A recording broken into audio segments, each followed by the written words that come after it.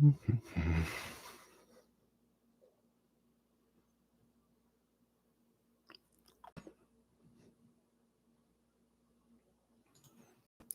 là.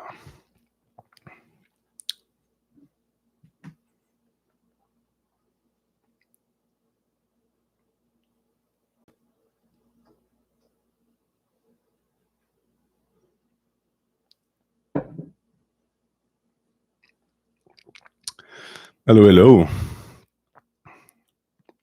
Can you hear me?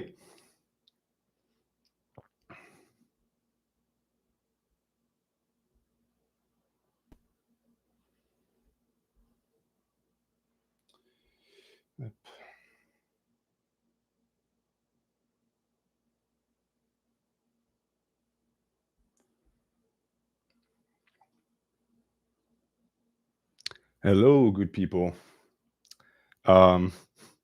I unsurprisingly fucked it up again. But if you managed to find the stream, it means that I didn't fuck it up too hard because you were able to actually click on it. Hello, people. Okay. It's just, let's see if I actually view. Ah, la, la, la, la. Ah, la, la, la, la.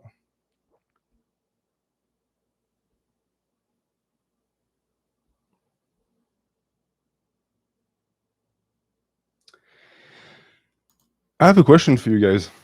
How many of you guys saw the stream being announced like earlier and were told like, oh, you can click to wait on the stream and found this stream? I'm just trying to see if like we have a bunch of people who are waiting in the queue for the other stream. Okay. You didn't get that? Okay. Okay. Okay, I didn't see an announcement. And okay, for the summer, you were in the other stream. But you were in the other stream and you saw on by clicking on here. Yeah, it's confused. Like, you know what it is? I'll tell you exactly what it is. It's yeah, like it's a weird thing that they have on their streams where when you create like the stream and you put the title on and everything, they have this button that is supposed to allow you to like fix, I guess the input because I wanted to use the mic. And so I clicked on it, stupidly thinking, well, that's a setting button, right? Nope. It just opens a page where now you lose control and your stream just starts and you can't click on anything. Why would they do that? The mic is crisp now. That's what I want to hear. That's what I want to hear. Let's go. Let's go. Perfect. Excellent. Well, I'm trying to figure out how I can hello Uncommon Sense. Hello, good people. Salut Cosmic Chad. I'm trying to figure out how I can delete the other stream because there's a bunch of people who are waiting now on the other one, I guess. Less and less. I guess they'll figure it out. I guess they will figure it out. Apparently, there's nothing I can do about it, so I guess they'll have to figure it out. Yeah, I mean, it's always the same when you grow your hair, weakest sub. It starts, I mean, when you have like a short, nice, like a haircut, it always looks better. See, why the hell 2 streams? There's a bunch of people. And you know what the fucked up part is that I can't even do anything about it, I think. Like, let me check.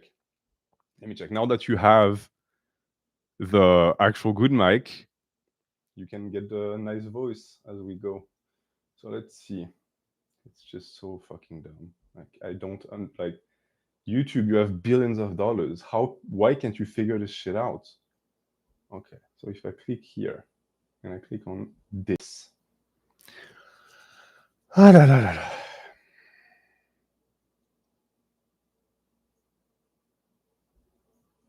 Okay. Okay. Okay, so that doesn't work. Cool. Okay, and then if I click here. I'll get to the questions in a second, guys. I'm just trying to make sure that we We get everyone on board. Yeah, no apologies. I don't apologize. Yeah, there's 60 people that are just waiting. They're like, he's late again. French people are always late. That's not just a legend. That's actually quite true. Okay, I'm doing my best here, guys. I'm an old man, and I'm totally not employed by a tech company, apparently, to work in tech. Okay, maybe, I don't know, if I click here.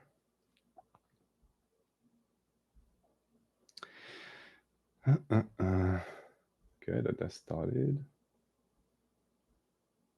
Okay, well, there's less and less people waiting. I find it fascinating that I cannot fucking erase that. Well, anyways.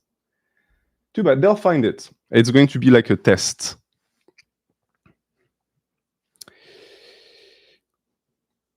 Eating pineapple pizza is not a punishment. That's my favorite pizza. Hello, everyone. Back from the gym. Luca, what did you do at the gym?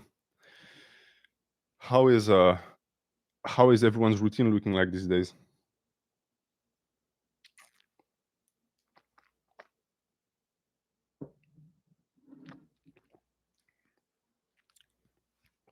Yes, today will be a self-improvement stream.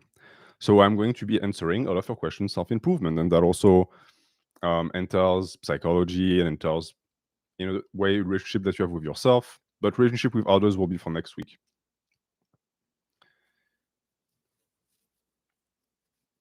You skipped the gym today due to laziness, Paul. Well, I'm going to call you out. What the fuck? What are you doing here? Leave the stream and go to the gym.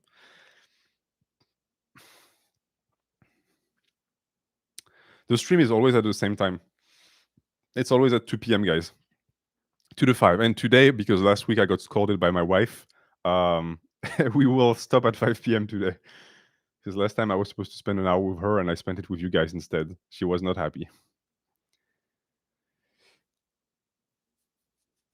But we're going to start with questions from the chat. So start shooting questions, guys. And I'm going to try and prioritize self-improvement. That way we have streams that are well segregated and separated with one another, and we don't have a glooby bulga of everything every single time.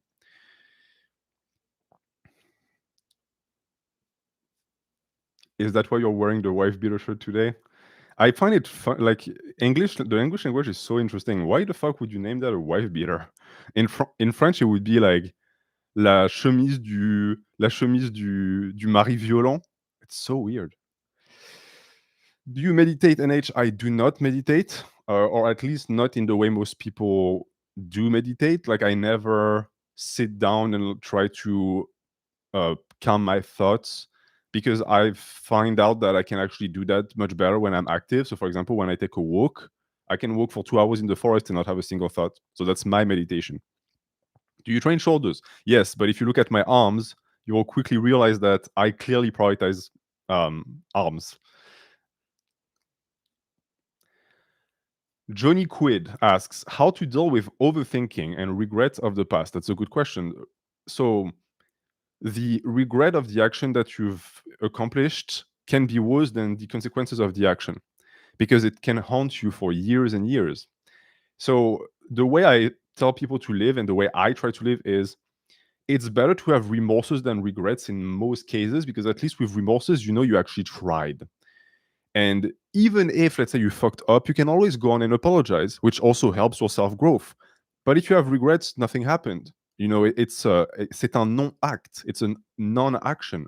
You absolutely want to be proactive in your life. And that is going to, at the start, suck. There is a reason why most people prefer a life of regrets, is because there is no direct negative consequence, and you don't have to deal with rejection, for example. But I can tell you for a fact that rejection a year down the line feels like nothing.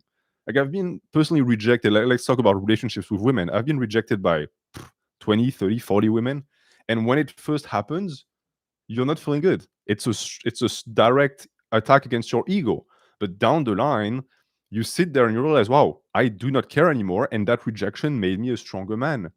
Because now, well, I'm perfectly comfortable with being rejected, meaning that I'm more proactive and I have less regrets. Jacked and stoic. Have you ever encountered imposter syndrome? Yes, especially on YouTube. I still cannot wrap my head around the fact that there are that many people who are interested in what I have to say. And so I sometimes have to remind myself, hey, these people trust you. They see you as a form of not necessarily an authority figure, but someone that is worth listening to. So don't try to justify everything you say, right? Justify it only if it makes sense for the people to understand your point, but move on. That's a form of imposter syndrome. Walter, who cannot see or hear shit right now. Well, that sucks for you because first off, you don't get to look at me. That's terrible. And you don't get to listen to the mic. Okay, well, let's talk about the mic for a second. It was actually very easy to figure out, but isn't the sound a million times better? I am doing very good, Walter. Thank you very much. I was feeling pretty blue today, but streaming always makes me happy. Tristan, can I send you a program and you review it? Yes, but not today. It's for a specific type of streams. Yeah, the sound is a big improvement, especially for all of the people who are going to, and there are a lot of them who watch the streams later because they miss them live, because the YouTuber creates two streams at the same time, so they're confused and they don't know which one to click on. They're going to get to actually listen to good sound. The man with the beard, how do you stop the instinct of fearing others and sucking up to them? It's like whenever I'm confronted with someone or something I'm not prepared to deal with, I cower. So you have what is very widespread nowadays is a fear of confrontation. And that fear of confrontation, one, stems from the fact that, and I don't want to assume anything, you most likely had a childhood that was not necessarily easy, but where you were spared confrontation by your parents, maybe by your mom. And so then when you were plunged into the world of adults, especially adult males, now you have to deal with confrontation and you just don't know how to handle it. And when we are not prepared for a situation, we have a tendency to just shut down. You, unfortunately, are at a big disadvantage in life. What you're going to have to do is you're going to have to microdose confrontation. So whenever there's a confrontation that's low stake, like we're talking low stake here, engage. Because you know that nothing is going to happen. And that is going to slowly prepare your psyche to actually step up when it comes time to actually stand for something that you believe in. And I understand it's hard, but I can tell you as someone who is hyper confrontational and I start shit all the time with people, like someone cuts me up in a queue, I will tap that person on the shoulder and say, hey, back off the queue. Even if I have all the time in the wood. Why? Because I'm an asshole. And I can tell you that not once in my life have I ever had anyone try to punch me in the face for it or get physical with me, even when I was smaller and weaker. So I can tell you that you get to be confrontational. Most people, if you have a fear of confrontation, keep in mind that most people also do. So you're good. And as always, of course, when I speak, I like focus on the question so I don't look at the chat. If I don't answer your question, just keep posting the question. I will eventually open the coffee if you want to ask directly via a quote unquote super chat, but not yet. For now, I just want to focus on the chat a bit, say hi. Damn, I really enjoy streaming. It's crazy. Okay, well, one thing that I'm going to do, however, is I am going to put the stream on slow mode. Okay. Do not click on end stream. Is it edit? I think it's edit. I click. Okay. Bum, bum, bum, bum. So that's thumbnail and everything. Customization. Yes. Okay, we're going slow mode, guys. Save. That way you all get to post a question and you don't get quickly replaced by someone else. Euphitos, qui est un français que je connais bien. Je suis père de 2 garçons jumeaux depuis 4 mois. Un conseil pour être un bon père de famille. So Euphitos is the proud dad of twins, boys. First off, congratulations. I'm certain that you are overjoyed. I'm extremely jealous of you. How to be a good dad. To be a good dad, you have to be a good example. So it's going to be less about what you say to your kids and the example that you show to your kids. A good dad for me is someone, for example, who is going to be very tender and very caring and who's going to pay a lot of attention to their mom, because you're going to model how a man should treat a woman in a relationship. That's how to be a good dad. I would also say train, don't necessarily involve them, but make sure that they see their dad training, because you're going to start to ingrain a model where they're going to try and become disciplined because they're going to try and resemble you. You have boys, they're going to want to be just like their dad. So that's also a good way to start your boys on the right path. After that, naturally, try and be attentive to their needs, try and of course give them as much love as you can. Boys or girls, it doesn't matter. We all need love. So spend time with them, cuddle with them, because when they're young they want it, and when they become teenagers they want the exact opposite. So enjoy that as much as you can. But I can tell you one thing: the fact that you're already asking how can I be a good dad is the sign to me that you're going to be a good dad, because bad dads don't think about that. They don't care about that. Jordan Jacobs, NH, how did you manage your life during university days? So I think that's also in line with self-improvement. It's when I was in grad school, I was doing grad school in a language that is not my own. So for a degree that is not my own, a degree in a language that I don't speak naturally. I was working a job to support myself, and I was doing TA-ship plus training. So I had no time. The way I would organize myself was extremely rigid. Every single morning, I would take a piece of paper and I would write a list of things that needed to get done, like discussion posts for grad, the amount of the amount of pages I had to read for that day, if I had an assignment for the next day, the classes I had to teach because I was a teacher at the same time. And if I went to bed with the page not filled out, to me it was a failure. That's how I trained myself. Because when you do something as difficult as grad school or even just a bachelor's, you have to be disciplined, or else you're going to just flunk out.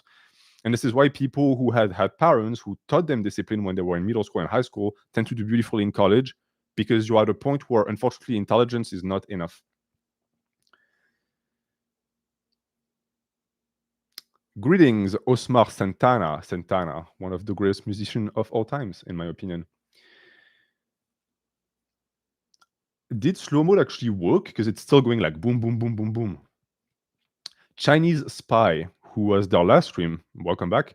How to deal? Oh, see, H. How are you able to do that shit? I put slow mode on. Are you a hacker? Are you the hacker known as 4chan? Sorry, Chinese Spy. You said how to deal with a lack of purpose and hopelessness. Okay. So modernity has made it so that we spend a large amount of time doing things that we don't want to do, aka a job that you fucking hate because you have to put money on the table. You spend so much time doing that that sometimes you wake up thinking, why did I even wake up? I literally wake up to make money to continue living a life I don't like. So what is the point? I would say that in this case, this hopelessness can be solved if you find meaning for your life that is outside of that. So it can be a hobby, it can be a passion, something you want to become better at. It could be someone in your life. It's going to be a homework of sorts because no one else can figure it out for you. I could tell you, have kids. Yeah, maybe having kids is going to fulfill you, but I don't know that for a fact. I could tell you just lift. Well, I could be turning you into a gym cell who's not going to be fulfilled. There must be something in your life that is going to make it worth it for you to wake up every morning. And if you don't know what it is yet, you have to try and figure it out. You have to think about it all the time. Yeah. Well, and Predator says that the gym gives you some purpose, but the depression returns once you're done training. Yes. If you only feel good during the time you train and then you're down again, it means that you're most likely entering a cycle of gym selling and it's not going to help. The solution is elsewhere. And 3, can willpower be used up? Yes, willpower is a finite resource. Just as finite as, for example, your social energy. Some people have more willpower. Some people's willpower are more potent than others. But just like anything else, just like with social energy, you can train your willpower and you can increase your willpower. And for example, when you're depressed, your willpower decreases. So self-improvement is also not just about getting bigger muscles, it's also getting a stronger, more resilient willpower. And how do you do that? You apply it. Let's say, for example, that you started to decide that you will no longer eat Nutella. That's willpower right there, because this is very tempting, it's very pleasurable. Every single time you fail, and you eat Nutella, you're teaching yourself that your willpower is weak and your willpower becomes weaker. So it's you versus you. The more you can resist temptation, the stronger your willpower is going to become, because your willpower in reality is a social construct and a psychological construct within your own head. If you tell yourself it's strong, then it's strong. And this is why Nietzsche used to say it's always a matter of weak will and strong will. And he was absolutely correct. That is the philosophy of will to power. The people that are the most successful, who have the most will, have convinced themselves that they have the most will, and therefore they have the most will, because will is what you make of it.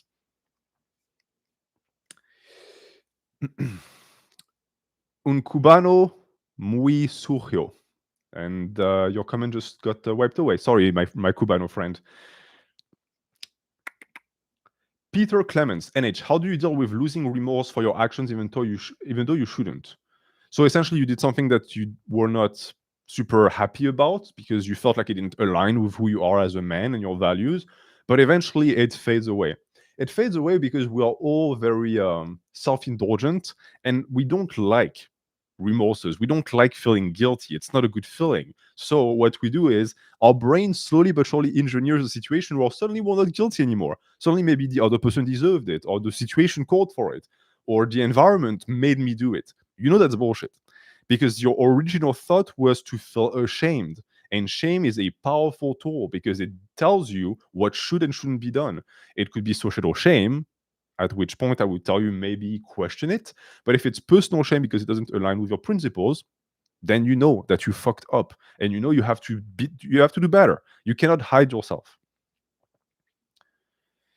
Third World Mage, NH, advice for preventing loneliness and finding real community and relationships as a young man. That is a very loaded question, but a very important question. So, loneliness is your own doing. I speak as someone who was extremely lonely for years and who still is somewhat lonely by choice. If you don't want that to be your life, you have to get out there. You have to get social. And I know it's difficult, and I know you might be afraid of being rejected. But understand that I personally know people who have like hundreds of friends. Why? Because they're hypersocial. They talk to everyone. Do it. If you're lonely, it's your responsibility to go out there and get yourself what you want, which is people. So you go to the coffee shop, start talking to the person who's making your coffee. Worst case scenario, they blow you off. You go to the library and you see someone who's picking up a book that you like. Go up to them, start talking. You're at the gym and you see someone with a t-shirt from a band that you like. Go up to them and start talking. This is how you're going to recreate that community around you. Because unfortunately, the organic communities that were created, for example, by the church, all of that is gone. It's been wiped away. And now we're left with nothing. On the other side of the spectrum, if we want to talk about something that is not, for example, organized religion, we can talk about people who complain about third spaces, places where young individuals used to be able to hang out, but now they no longer can because you have to pay. In reality, you create your own third spaces. You organize. And then once you have people like this, your loneliness is going to go away, because if you're lonely, keep in mind that there are a ton of people in modernity who are lonely, a ton of them. The amount of times I'm at the gym and sometimes finds a bogus reason to start a conversation with me just because they want to talk to me, too many to count. And I'm always happy to indulge because I know why they're doing this. Because society has been fragmented and essentially just the core of it has been destroyed, and there's nothing that ties us together anymore. So, but the fact that we continue to want to have each other, I think, is a good sign. Alors, that looks interesting. Lunar.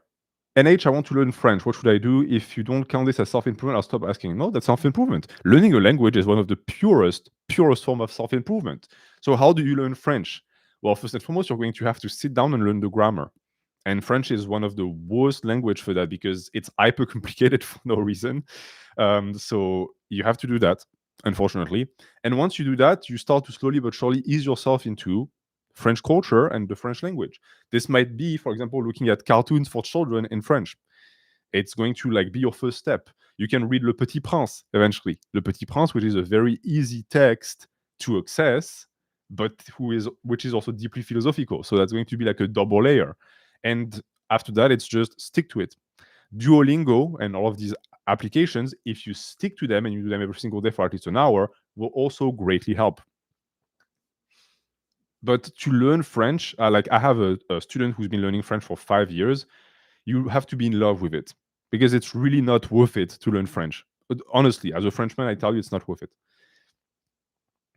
Sensory slug. Should you go monk mode and always be alone, or seek others? I would say that monk mode is only really relevant for people who have not spent enough time in individuation and they are not a person, because they have no personality, because they spend so much of their time with other people. But for the vast majority of the population, isolating yourself is just going to make things worse. And I speak as someone whose first instinct whenever I feel bad is to isolate myself. And it's never served me ever. But We like to climb up because it's very comfortable. That way you don't feel anything anymore. It's not a good path to life because not only do you become useless, but you also make yourself miserable. Nicolas Marceau, un petit poisson doudou. What are you listening to? Is David Goggins' philosophy of putting 100% effort suddenly a good idea? Why suddenly? I think that the guy is a good example of someone who actually was in a situation that was bottom of the fucking barrel, where he was overweight, obese, worked a job that he hated, and he managed to get himself out of that late in life. He was, I think, already in his like late 20s, early 30s when he did that. So I'm not saying be like Goggins. I'm saying that he's the proof that you should never give up, that it's never too late to become the man that you want to become. Just don't follow his hypertrophy advice. That's all I tell you to do. Do you ever feel lonely? No, but I also know that on the spectrum of social interactions and social needs, I'm an extreme, and I'm not a good example because I've always been someone who's very comfortable being by himself, even when I was a kid, which is abnormal. But when I was like 3 years old, my mom would sometimes come into my bedroom like looking at me like, "Are you okay?" Because I wouldn't make a single noise, and I would just be on my bed, sometimes just like with a book that I couldn't even reread. I would just look at the pictures or like playing with little Legos or dinosaurs, and I was fine for hours, for days. I have never met a kid like that. Most people need other people. For social creatures. Zuno Z, what steps can I take to quit watching porn for good? This is the $1,000,000 question for every single male, because I know for a fact that pretty much every single guy that's posting in this chat right now watches porn. Why? Because it's a product that is designed to be irresistible for men. Irresistible because it taps exactly like the specific part of our brain that produces dopamine and endorphin. It's like everything that we want. It's a naked woman essentially. So yeah, of course, it's irresistible.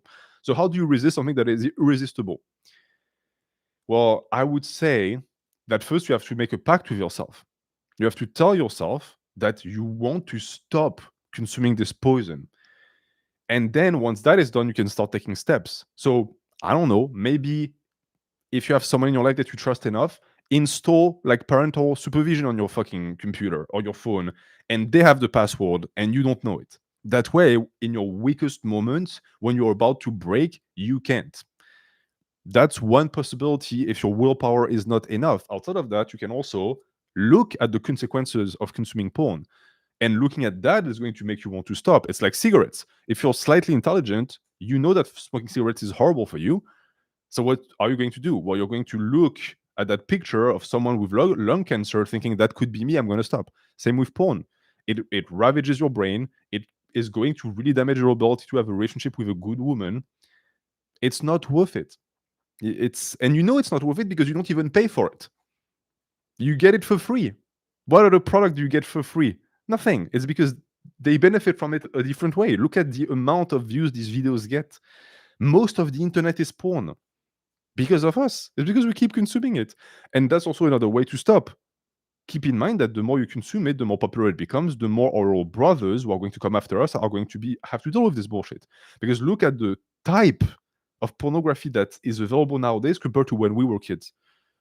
It's becoming it's diabolical. It's anti-human. It's beyond disgusting. It's going to fry their fucking brain. They will never have a healthy relationship because no woman is going to want a man who treats them like this. So it really is probably one of the most important aspects of self-improvement nowadays. Stefanos, do you think there is any benefit to casual relationships? We're going to keep that for the dating Q&A, if you don't mind. Parthiban Ilango, how to translate gym gains to grade gains. So I suppose that by grades, you mean at school. I would say that you have to make the two intertwined. So the discipline that you're going to gain in the gym is a discipline you need to get good grades because it's really easy to get good grades. You just have to work. So I would actually recommend doing both at the same time. When you come home from school, you train and you train your brain too. So you do maybe like 45 minutes of homework and then you do some push-ups, some sit-ups, some abs. That way, in your brain, the two are going to be linked. That's how I used to do it. I used to get home at like 5:30, I think, when I was in high school. From 5:30 to 2, I was walking. I was doing push-ups, curls, and I was also doing all of my homework, except math. I hate math. Leo Young, how has studying philosophy made you a better person? Philosophy, actually, before I do that, because someone very rightfully pointed that out, it's already been 30 minutes in, so I'm going to do two things. I'm going to click here.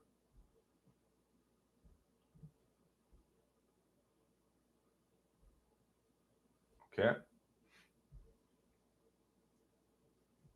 Up, up. Yes, I know you can't hear me when I lean away, but I'm posting the coffee link so that if you want your question to be answered directly, you can do it there.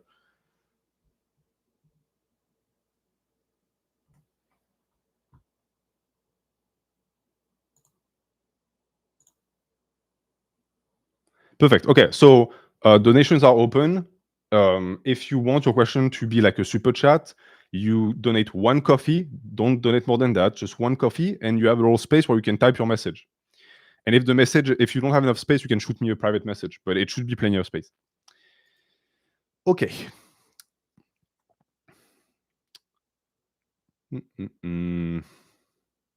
Nicholas, my mental health will improve if I get to know if ring dips are better for hypertrophy. They're not better for hypertrophy.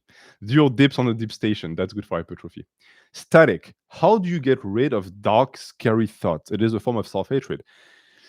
It depends what you mean by dark or scary thoughts. If by that you mean suicidal ideation, then yeah, it's a form of self-hatred, of course. And I don't really have advice for you when it comes to that, because YouTube actively discourages people from giving advice like this for some reason. But I would say that in this situation, the most important thing is to have people in your life that you can share with when you're having these moments. Because oftentimes, I'm sure you understand that these moments are rooted in subjectivity, meaning that you are seeing yourself in a situation that is not true and not correct. Your brain is actively lying to you.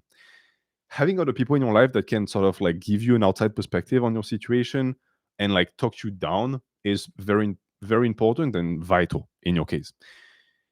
If you don't have that, there are hotlines available that you can call. But yeah, I know it's easy to say from someone who doesn't feel like this, but you're precious. Take care of yourself. You really are needed and important.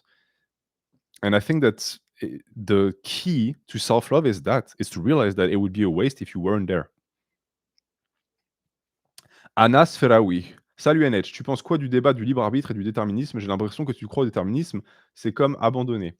So, discussion of determinism between like free will and fate. So the idea that everything is already decided and we cannot impact our fate. Well, if you've read Berserk, you know that Berserk is all about that. And I have a lot of thoughts about that. I've made videos already about that. To start off, I would say that I think Nietzsche, as always, has the right take on this. Nietzsche used to say that people who believe in free will are idiots because they have this like idea that somehow they can 100% influence their environment and their life and their fate strictly with their brain. And that's not true. Nietzsche also said that people who don't believe in free will and who believe in determinism are cowards, because the opposite extreme is also bullshit. This notion that somehow your life is pre-decided and there's nothing you can do about it is nonsensical. Nietzsche tells you this. Which one would you rather be? Do you want to be an idiot or do you want to be a coward? I have made my choice. I want to be an idiot. So I believe in free will 100%. Yes, there are environmental contexts. Yes, your upbringing matters. Yes, there are things you can't control, but you can't control them. So there's no point in even discussing that. The rest is under your control, and that's what matters. And I firmly believe that happiness, success, the things you want in life are in your hands. Your fate is your direct responsibility. I do not buy people who tell me, oh, I am a consequence of my surroundings. My existence just so happened to be this way because of X. No, because of you. because you have an external locus of control and you bought into the notion that you cannot control your existence. Bullshit. How do I into niche? I would recommend starting with Beyond Good and Evil because it's going to confuse you all at once. Watch the series I made on Beyond Good and Evil. It should really help you understand what's in the text, knowing that's barely 50% of the text. And then you will either love Nietzsche or hate Nietzsche, because that's just Nietzschean philosophy for you. You either become a fanboy or you say that's fucking stupid and you move on.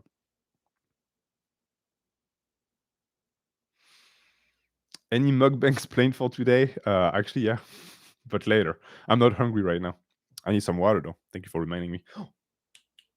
You also reminded me to plug the laptop in because it was going to shut down again. Hop. Alors attendez, bougez pas. Parce que là, it's mission impossible. Oh, j'aime pas ça. Oh là, j'aime pas ça. Oh, le petit bâtard.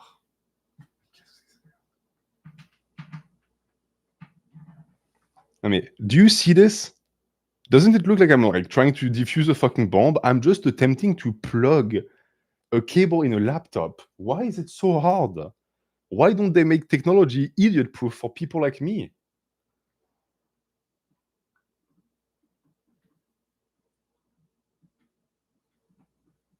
My hands are so like my palms are so meaty that I cannot fit them underneath the thing. Mais c'est pas possible. Mais c'est pas possible. Je suis débile.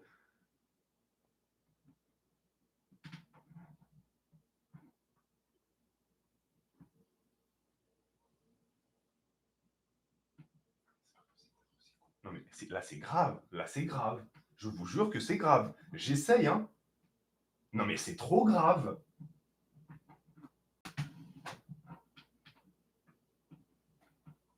I swear to God, the stream is going to go off. I keep clicking on random things. What have I done? No. What have I done? What are you? Okay.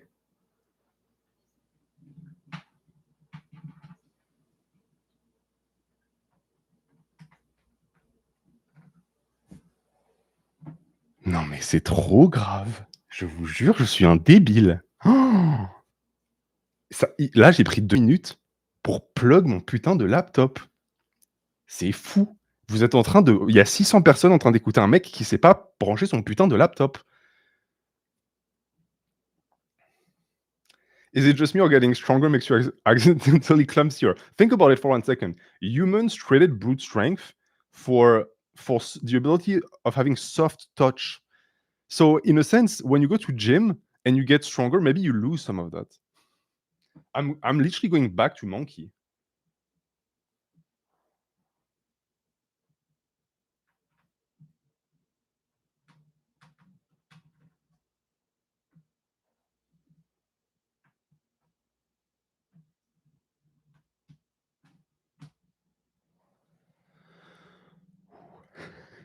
It shouldn't be that stressful to plug a laptop.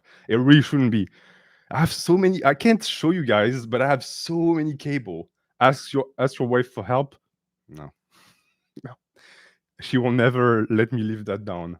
You look like Alain Delon. Well, that's very flattering. It's not true because he's much better looking than I am. Anas Ferraoui, tu penses quoi de la vie de Cornelius Castarius sur le psyché de l'individu? I have no idea who he is, so I cannot tell. Drew, any advice on how to tolerate a religious cult while young after you've realized it harms your individuality, especially surrounded by a devout family? That's a hard situation to grow up in. Hard situation. Because whether you're religious or not, I hope you can accept and agree with the fact that religion oftentimes, sadly, is used as a mean to propagate cultish ideas. If you are the only person with open eyes within the cult, people are going to gang up on you immediately because you naturally are making their position untenable because you are pointing out the fact that they're in a fucking cult. And if they are your family and they have power over you, that's even worse because they can literally drag you to whatever place of worship they want you to go to. They can... I know people like this who've been subjected to like abuse at the hands of so-called religious leaders who would like try to exorcise them because, oh, you don't believe in the one faith, okay, you must have a demon inside you. The ability to resist that is going to take patience, and it's going to also take the ability to resist the mental manipulation. Never lose sight of the fact that they are the cuckoo ones. They are the crazy ones, not you, no matter what they say. And if they try to use morality to guilt you by saying, well, you're going to hell, blah, blah, blah, they're hell. They're hell, okay? Based on their principles, not yours. So it shouldn't make you feel any sort of way. You know that you just have to bide your time. You already are out of this situation. So congratulations to you. You survived the cold brainwashing. But yeah, going forward, I think that this harmed you in life because cults come in all shapes and sizes.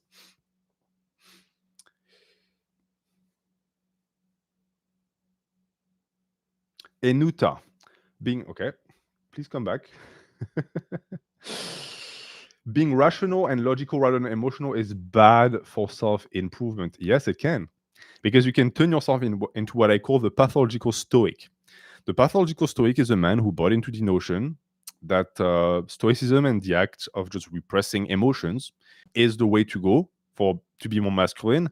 And so you create a situation where you essentially cut yourself off from your heart because your emotions are part of you. I would even argue that your emotions are you. So you really have to be careful with that. Unfortunately, there are a lot of voices in the manosphere, quote unquote, who speak to young men who have a tendency to equate self-improvement with essentially turning into a statue. And that's not good. Not good at all. So I would recommend, yes, of course, naturally being in touch with your emotions, because that is how you become a balanced man.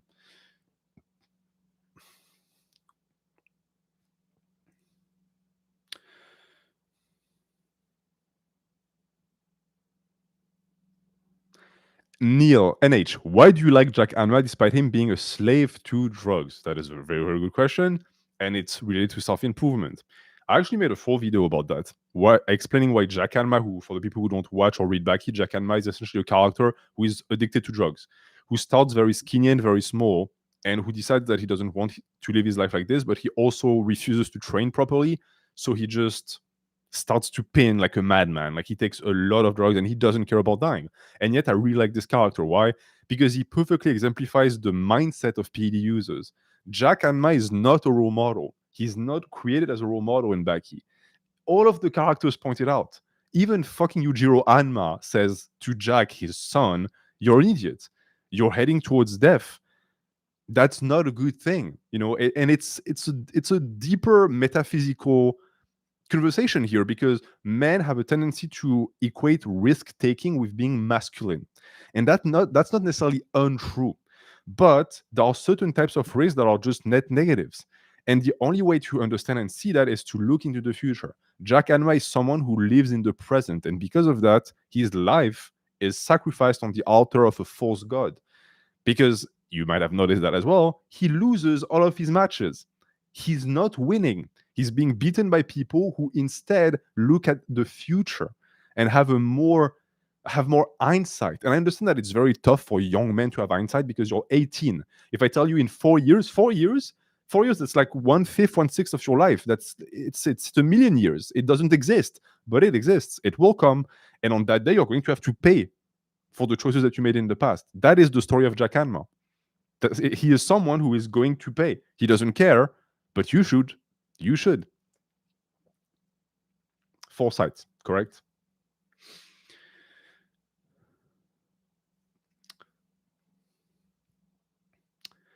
Weakest sub, worst advice you commonly see in self-improvement spaces. I mean, this entire stream is about that. Or like sort of running through the things not to do. So for example, don't be emotional. Horrible advice. Do not follow that advice.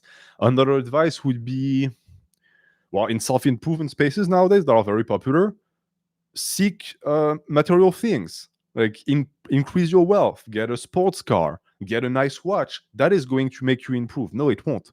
It will turn you into a good old drone, a good old capitalist drone, but it's not going to make you a better person.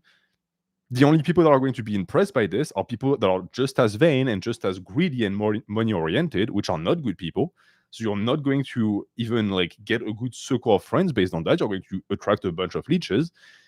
And then you also have to take into account that it's going to essentially take all of your energy to accumulate all of these resources, unless, of course, you manipulate other people to give you these resources, which is, by the way, the majority of self-improvement gurus who preach all of this materialism, who have made their wealth off of the back of the people that follow them. So essentially, they're selling a dream that they themselves don't possess because they never got rich via their hard work. They got rich via the work of other people. It's the biggest fucking Ponzi scheme. Men like to make fun of like MLMs and like, oh, women fall for this, they're so stupid. Look at yourself in the mirror. We fall for that all the fucking time. So that's one thing that I would say to reject. You don't have to be a hardcore anti-consumerist, but at least realize and recognize that buying things and owning things will not make you improve. If anything, it will make you rot. Tu vas pourrir sur pied. Patreon sucks. That's why I'm on coffee.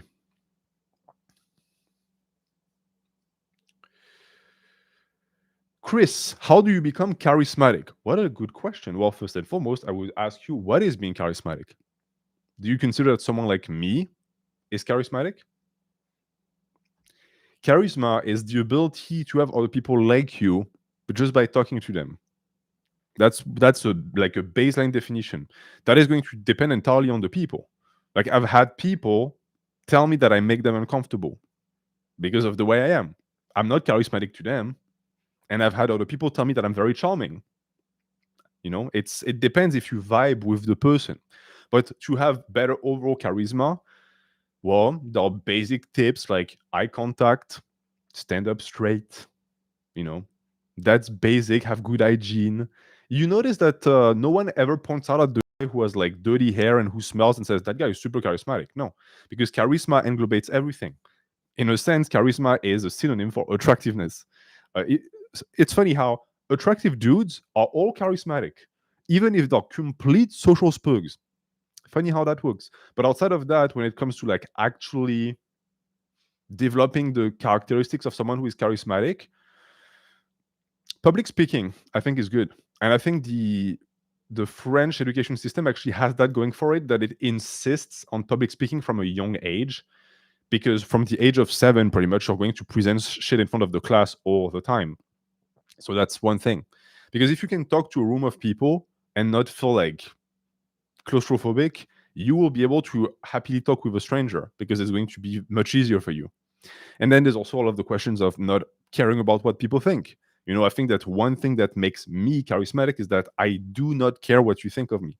So, you know, some people who are obsessed with other people's judgment, when they speak and when they interact, they're constantly looking at themselves as if in an out-of-body experience, and they're constantly judging themselves and trying to like modify it. So they'll be saying something and say, "Oh, I don't want to say it like this because it might be perceived negatively by them, so I'm going to change it." You know, it's constantly reshaping yourself for other people's pleasure. Don't do that. That's anti-charismatic. That's a manipulative strategy, but oftentimes people can see through it. So whatever is inside you, even if you're a garbage can of a human, be that. That's the closest to charisma you'll ever be.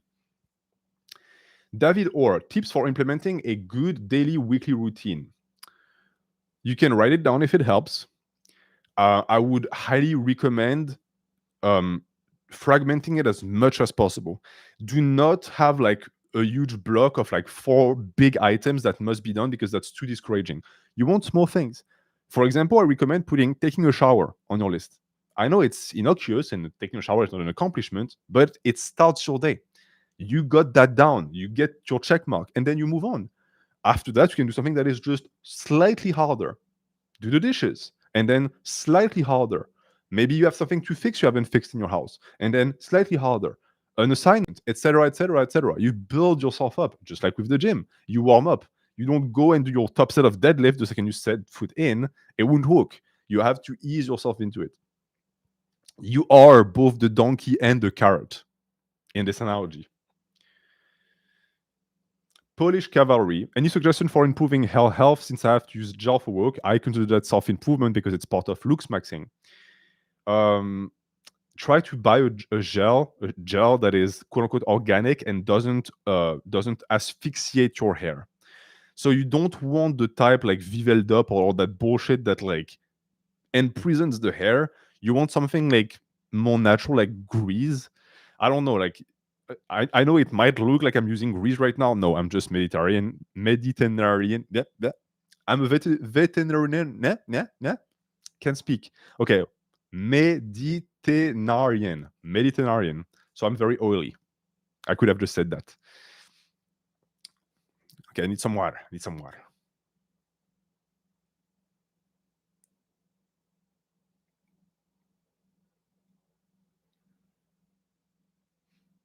Mm.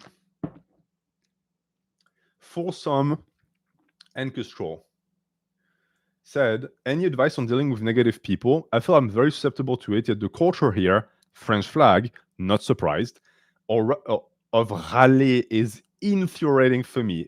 Oh, you're just like me. I feel I need to fix the people in my lives. Okay, so context for the people who have never been to France or who are not French.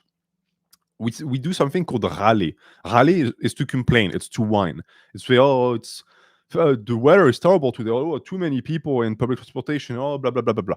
That's French people. We do that all the fucking time. C'est insupportable. It's like it is the national sport. The problem is that when everyone does this, it creates like a cloud of negativity where it seems like everyone hates their fucking life. And it brings you down because it's really crabs in a bucket. Because if you end up being the one who smiles and who's grateful for life and who appreciates the small things, now you're the problem. And these people actively try to bring you down. It's like, and unsurprisingly, nihilism is widespread in France. How do you deal with that?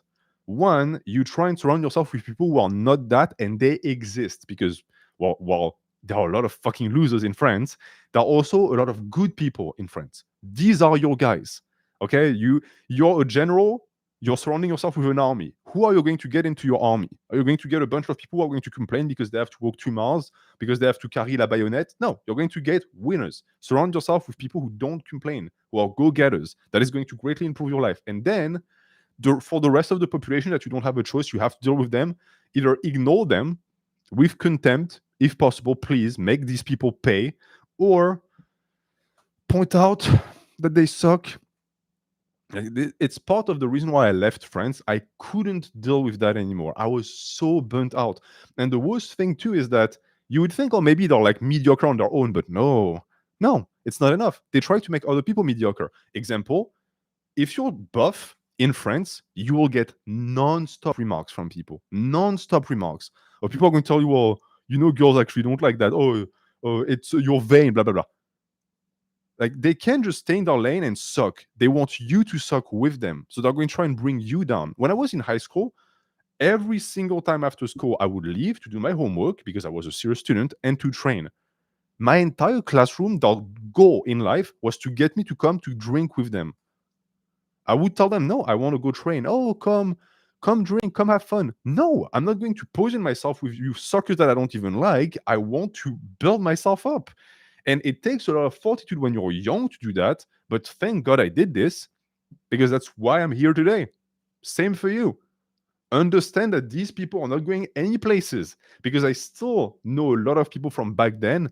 Their life sucks. Because, of course, a life built on negativity and mediocrity is going to suck. And if you can, just fucking leave France. Leave France until these people kill each other and then you can come back.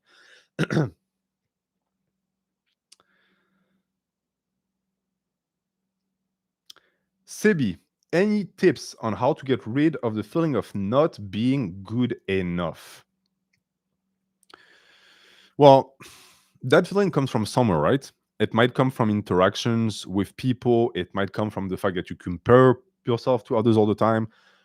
I would say start by quitting social media, especially Instagram, because you're being bombarded with impossible standards that you will never be able to meet or reach. That's one. Two, try to pinpoint the insecurity in you. Like, what aspects of life do you compare yourself with other people that you suffer from that makes you feel worse? That's an area that you have to develop. You have to work on it because clearly it's important to you. This is how you're going to build self-love. Self-love is not taking a piece of paper and drawing a flower on it and putting it on the wall and saying, haha, I'm my own best friend. It doesn't work like that. To love yourself, you have to be worthy of love. You have to give yourself reasons to love yourself. So once you figure out that area of your life and become excellent at it, that's self-love right there. It's what happened to me. I hated myself when I was a young man because I was small and weak. That's it. It was very easy to pinpoint. But the cure took years and years and years. But eventually I got to a point where I would wake up in a body that I loved, with a capacity that I appreciated, with a lot of power. And I was like, damn, I love myself. Wow, it happened like this. Well, no, it took actually 5 fucking years. It's going to take time. Random Lake, your opinion on Albert Camus and absolutism. Well, Albert Camus is one of the most forefront French author, in my opinion, one of the best, because he is not poisoned by nihilism. And he was actually a very, not necessarily masculine man, but a very powerful, influential male who I believe had a right hand on his shoulders, which wasn't the case for a lot of the existentialism, absurdist wave of France. And I really like his writings. Now, absurdism in itself can be dangerous because it can lead to nihilism if misinterpreted. But if interpreted properly, well, it should lead to what every single philosophy leads to, which is the understanding that at the end of the day, life is in your own hands. And that, while, yes, it is absolutely absurd, and this existence is absurd, this absurdist nature doesn't mean that we have to just give up and say, well, nothing matters. David, do you think training is an act of faith? No, it's not an act of faith. It's an act of worship. When you train, you actively worship your body. And this is why it is one of the only acts of worship that I actually engage in. Because I have seen with my own 2 eyes that when you worship the body, good things happen. And talking about worshiping the body, I would direct you to the video on Sun and Steel that I made about Yukio Mishima, that I just reread again, and we will actually make another video on very soon. His entire philosophy is about that. It's the worship of the body.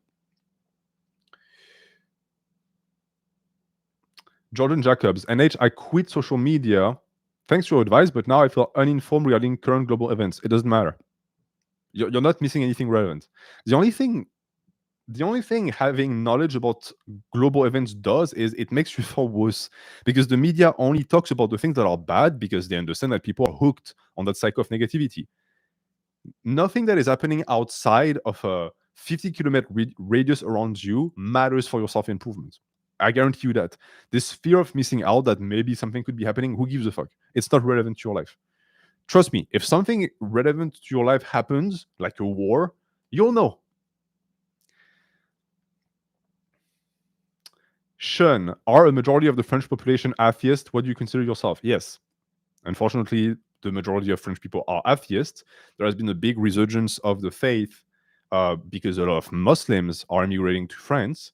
So that's sort of like tilting the scale a bit. But if we're talking about like the indigenous population, the Christian population of France, the majority of them have turned their back on God, on church, and on the morality that comes with it.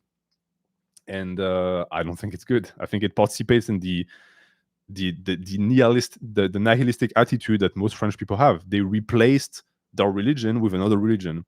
It's something that Nietzsche perfectly exemplifies and explains also. As for myself, I'm not an atheist. I think that the term is agnostic. So I'm a spiritual person. I believe in not necessarily a creator, but I believe in a supreme power, quote unquote. It's just that I do not feel the need to put a name on that power, and I also do not feel the need to articulate a form of worship around that power. I worship that power the way I believe it should be worshipped. So, for example, when I train, to me, that's a form of worship. I worship the nature that gave me this body, right? I do what nature wants me to do, which is to become more powerful, to expand myself. That. If I could write a book about my religion, that would be part of it. Expansion. Anything that expands you as a man or as a woman is good. Anything that shrinks you is bad. That would be like line 1.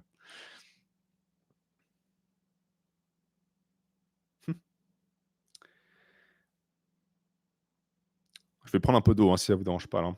Please remember to stay hydrated during the streams. I know it can be quite engaging, but you need some liquid in you. 10 coles. How to combine bodybuilding and spirituality together? That's an excellent question, my friend. You have many schools of thought. If you look at the ancient Greeks, and you look at even at people like Plato, it was part of it. Like it was never separated. It was never the mind and the body. It was the two together. And this is the reason why a lot of people know that Plato actually is a nickname. It means wide shoulders. The guy was most likely jacked out of his fucking mind. And a lot of the time, when you look at the schedule and the daily routines of these people, and even the Stoic philosophers, it was, yeah, of course, write books, but it was also go to the gymnasium and wrestle for 3 hours. They had the two together. So at its origin, physical development is spiritual.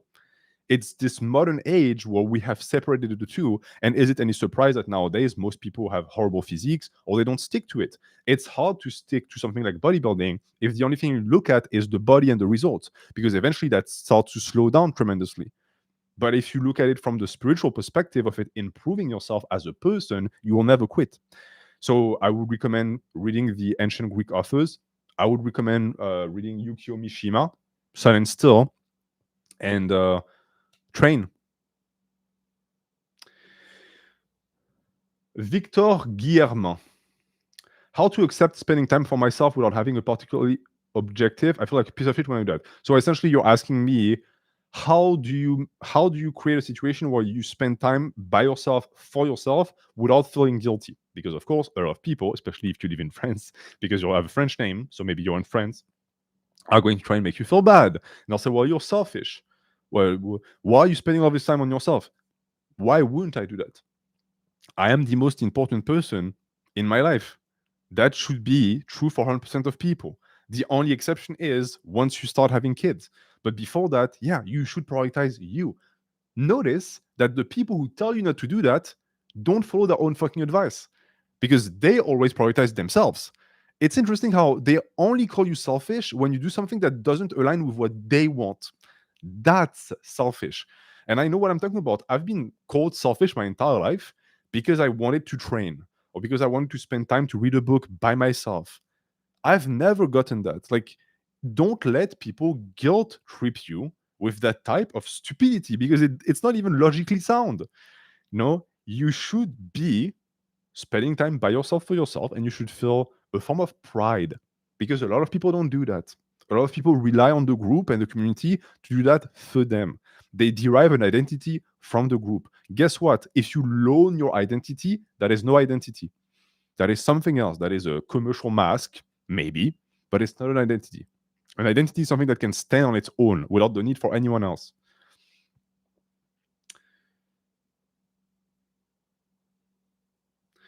Abdo, what do you think of the philosophy that one has no limits? I personally is the philosophy that I subscribe to. I don't believe in limits. I think limits are self-inflicted. And I think that the few limits that exist out there, maybe intellectual or physical, don't really matter because once you hit them, you hit them. What is the point of creating an entire thought process where you prepare yourself mentally for when I hit the limit? You'll know when you hit the limit. I'm someone who is continuously pushing my intellect and my body, and I've yet to even see the limit. If it exists, it's miles away, and I doubt I will ever be able to touch it with my own fingers in my lifetime. I actually think that people who say they've reached a limit are incredibly full of themselves because it's so arrogant. You've reached a limit. You've reached the extent of your biology. You've reached the extent of what the human species can do. My ass. You've reached the extent of what you think you can do, also known as mediocrity. If anything, excellence can be described as the belief that there is no such thing as a limit.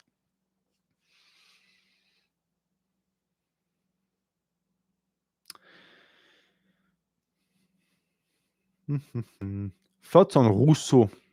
I'm not a fan of Rousseau, to be honest, because I think his philosophy, especially when it comes to education for children, makes sense, but I also perceive a lot of self-indulgence in it.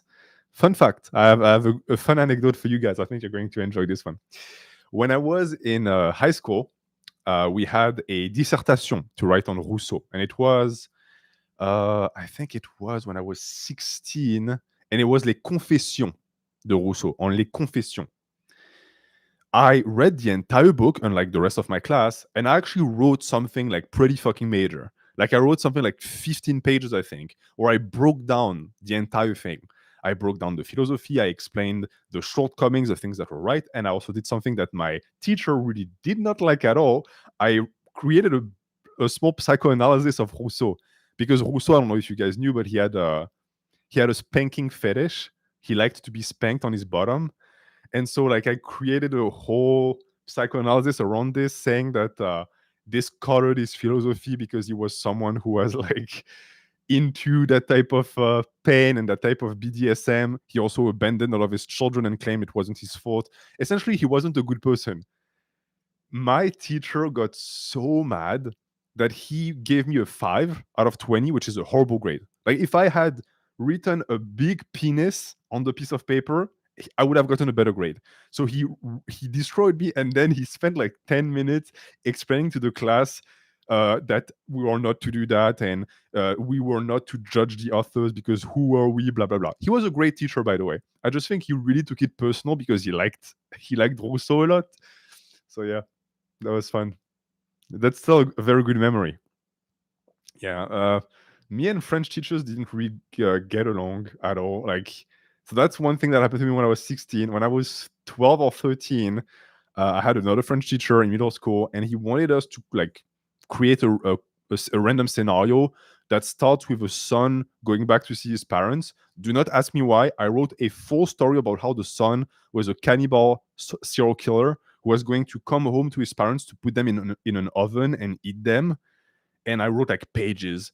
And the teacher got so freaked out that he like summoned my parents, and he was like, is your kid okay? Have you noticed pets going missing around the house? Does he like to torture animals, etc., etc.? Like the guy was convinced I was like a serial killer in the making. Like I was the future Ted Bundy. Poor guy. And for the rest of the year, he was terrified of me. It was too funny. Yeah. Jordan Jacob. So in other words, we need to write what the lecturer wants to see. Yeah. That's most, like, of course.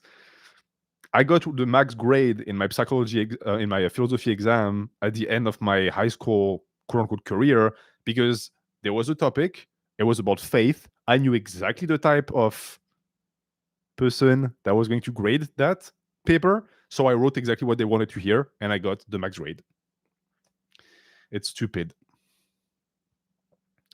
Opinion on self-help books. It really depends on the book.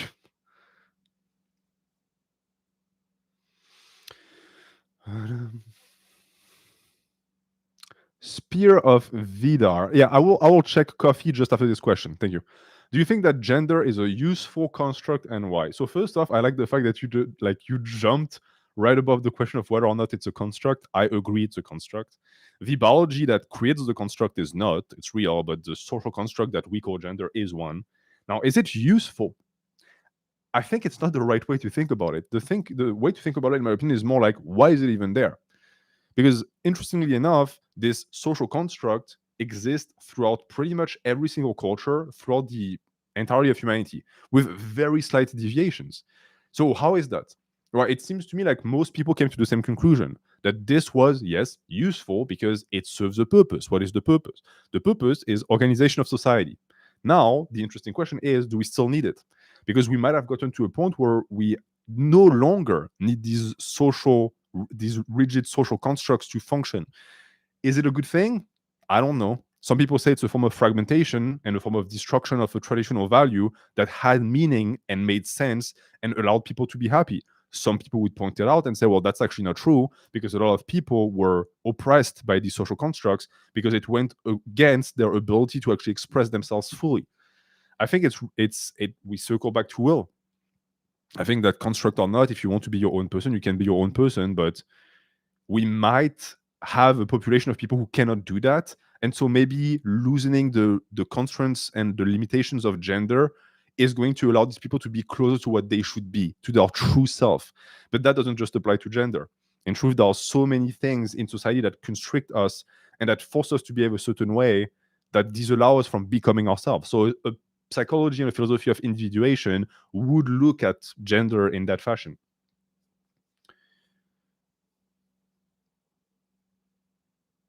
Yeah, and Spiro Vidal says, I think it might be holding us back, limiting us like chains we once again put on ourselves.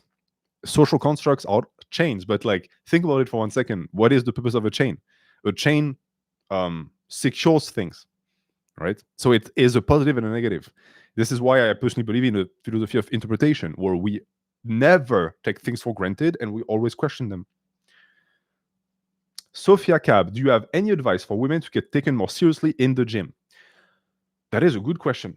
So we're going to cut the bullshit right away. The way you dress is going to greatly influence the way you're treated in the gym, right? This is not victim blaming, it's the truth. If you dress in a way that is going to allow you to train efficiently, even if it's like a yoga pants, I don't care, and you're about your business, you're most likely not going to get bothered. We have a very easy time as men to differentiate between girls who are there to actually bust their fucking ass and girls who are there because they want to be seen, who treat the gym like a fashion show of sorts. These are the ones who show up in all of their like nice little clothes, tons of makeup, who put a mat on the floor and they do stretches for 25 minutes. You're not training. I don't know what you're doing, but you're not training. So if you're not that, you're already on the right path. After that, we have to consider the fact that there are men who are going to look at you, see you go through the doors of the gym and say, that is prey. I'm a predator. This is where I hunt. She's a woman. I'm going to go up to her. She's most likely there for my enjoyment anyways. Regardless of the way you dress, these types of men are always going to think like this. You are going to have to shut them down. And I've seen that because I go to a hardcore gym with a bunch of girls who bust their ass. And they're not there to have to make friends. They're not there to be hit on. And they might be wearing anything, a crop top, yoga pants. It doesn't matter. They train hard and no one bothers them because if someone attempts to, they get shut down. You know, you don't even have to be aggressive. The guy asks you a bullshit question, you answer, and then if he continues, say, hey, excuse me, I would like to go back to my set. Thank you. That's it. It's going to be really based on your attitude. Now, it also depends on your gym. I guarantee you that there are gyms where that behavior is going to get you like not harassed, but you're going to have to deal with it so much that it's going to be a bother. So I would say go to a hardcore gym. Hardcore gyms, for the most part, the dudes that are there, they're there to train. They're only going to talk to you if they want advice or a spot, or if you need advice, and that's it. Hello, Frito. Damien Paul. Hey, Damien. We were supposed to connect 2 years ago, I think, but we never did. What is your philosophy on money and personal finance? I think we should get my wife in.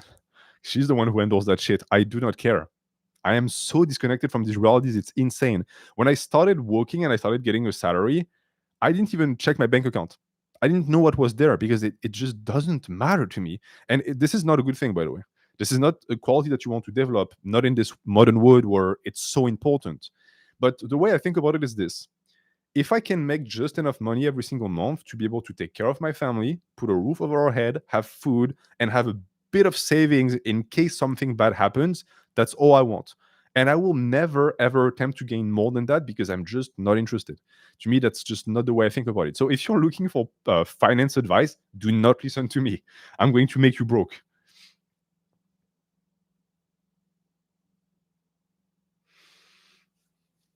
GD, what are your thoughts on... Okay, before I do that, we're going to check the coffee questions because maybe some people have questions on coffee.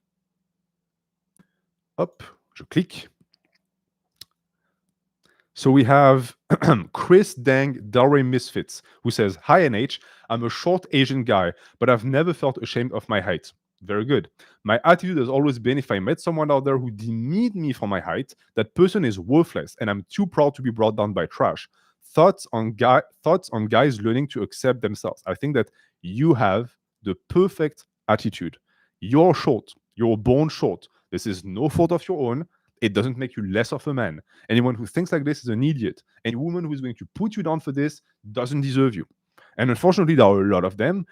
And I'm going to just put both hands in the plate, as we say in French, je mets les pieds dans le plat. There are a ton of women, unfortunately, who look at Asian men as less masculine. That's just the way it is. So if you're short and Asian, that's the double fucking whammy. But guess what? It means that the one that is going to fall for you, that is going to see your value beyond these very shallow traits, is going to most likely be a very good woman. So look at it this way. Your short height is a repellent for vain bitches. That's the way it is. I understand it sucks. I used to be short. I know how it is to be treated. The way short men are treated, it's fucking horrible, and no one talks about this. So the fact that you are able to not let these people make you hate yourself, that's a huge win. A huge win. That was one question. Let's see if we have more questions. Hop, je clique. We have a question by Polish Beefcake who says, "Hey NH, do you have any advice on quitting a severe porn addiction? I can't really stand it anymore." Well, my friend, I spoke about that at the start of the stream, but I'm going to reiterate what I said earlier. You have to take steps. We know what happens when you try to quit porn. You quit for 2-3 days, then the urge gets too intense. And the issue is that it literally just takes taking your phone and doing this, and there's a naked woman on your phone.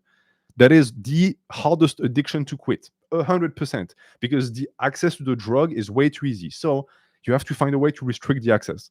You have to find a way to put some parental supervision on your device, give the password to someone that you trust, and prevent yourself from being able to reach that. Because in these moments of weakness, like it's unmatched. Like your libido is here, your brain shuts down, and then you feel horrible after you relapse, and it's just a cycle that just breaks you down. Zoldik asks, why is porn addiction bad? I made a 3-hour-long video on that, so you can go check it out.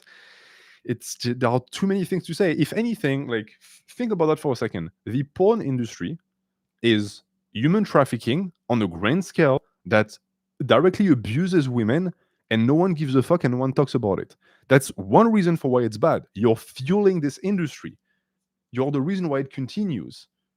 Yeah, we live in a completely backward society where this apparently now being anti-porn makes you like some like incel, alt-right incel, really loving women to the point that you don't want to see them being debased by this evil industry makes me an incel, then fucking sign me up. I'm an incel.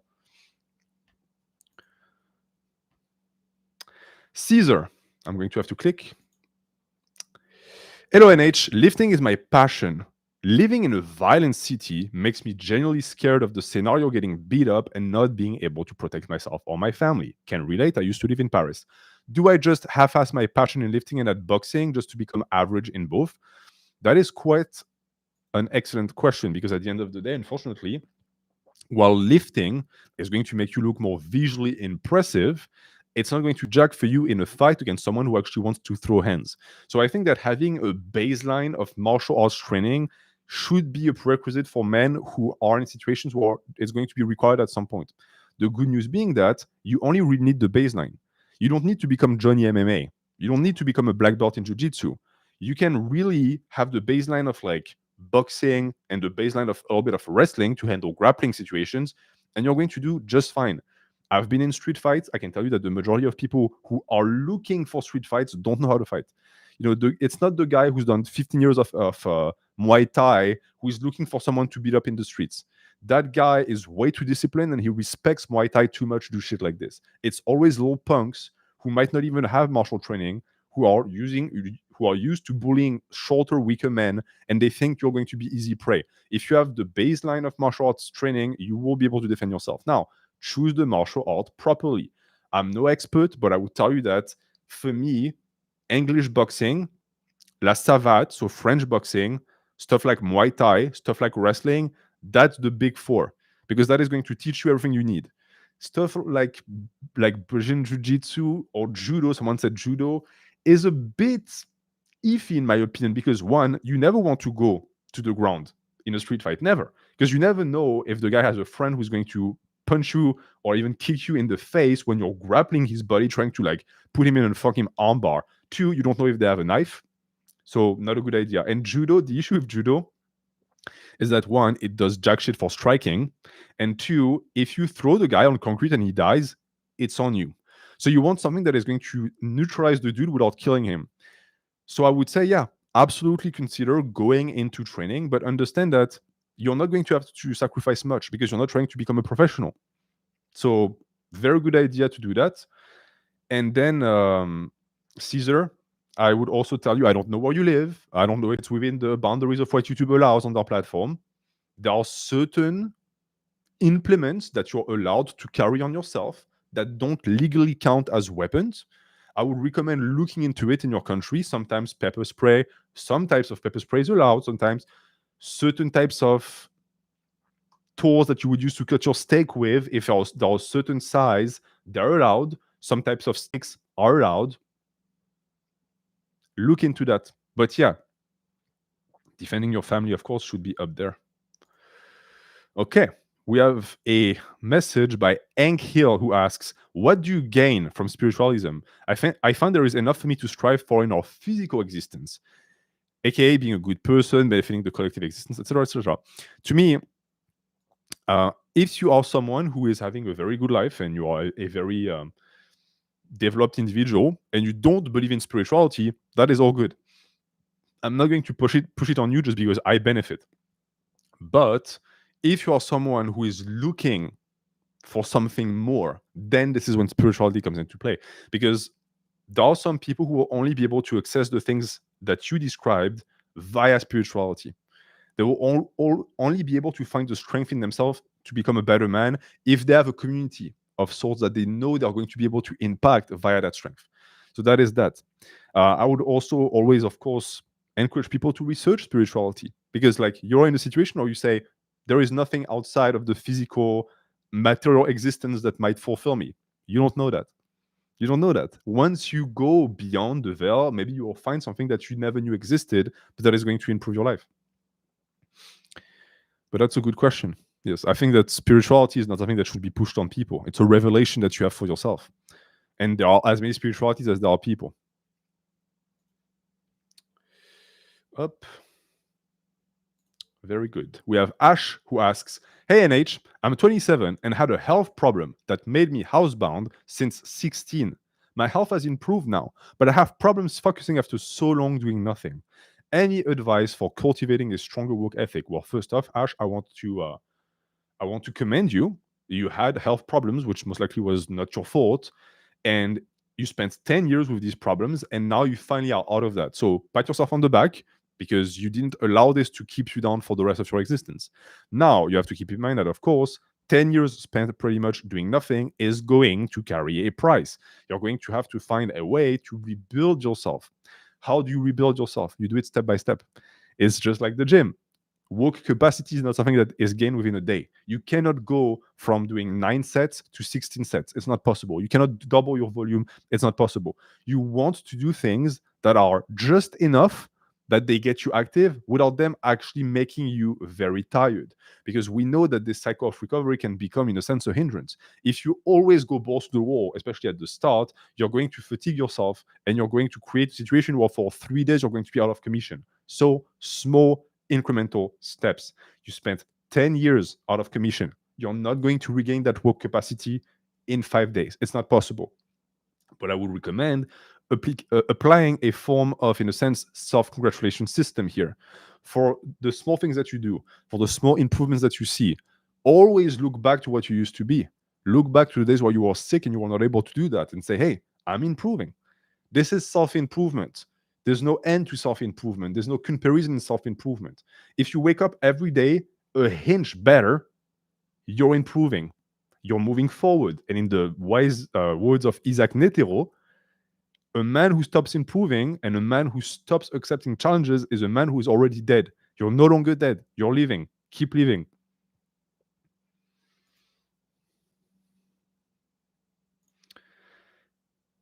Parfait. Ensuite, on a Nevo Thaler, INH, I'm part of the Israeli reserves, and due to the war, every 3 or 4 months, I go to the reserves. Each time that I go back from the reserves, it really affects my mental health, and I feel ostracized. Any advice on managing the constant changes? Well, I'm sure that's not going to be a controversial question at all in the chats. So, from what I understand, you joined the army, and then when you come back to civil life, you are being mistreated by people for a reason or another. First off, I would tell you to maybe examine the things that you're doing. Is there a chance that maybe your mental health is affected because you know that you're engaging in things that are not proper, that are maybe rotting your soul over time? I'm not trying to project anything here or judge you. I'm not trying to project my morality here. I'm just saying Do you do things that you believe are improving the planet? Do you think that you're doing things that are going to improve humanity? That's one question. If the answer is yes, and you say, absolutely, I love what I'm doing here, that's not my issue. I'm not here to judge you. Okay. Then what is the problem when other people point it out? Because clearly there must be other people who don't like that you're doing this, and it's clearly impacting you. Why? If you know you're doing something for the greater good, it shouldn't impact you. These people should be, in your eyes, evil or wrong, but it's doing something. So you might also need tougher skin. Accept that you have put yourself in a situation where, yeah, you're going to be judged by the majority of society.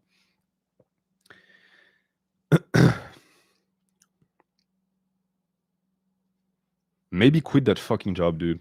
Is it worth it to go to 3-4 months to do that, and then you go back and you feel horrible? I'm certain that you're a person of intellect.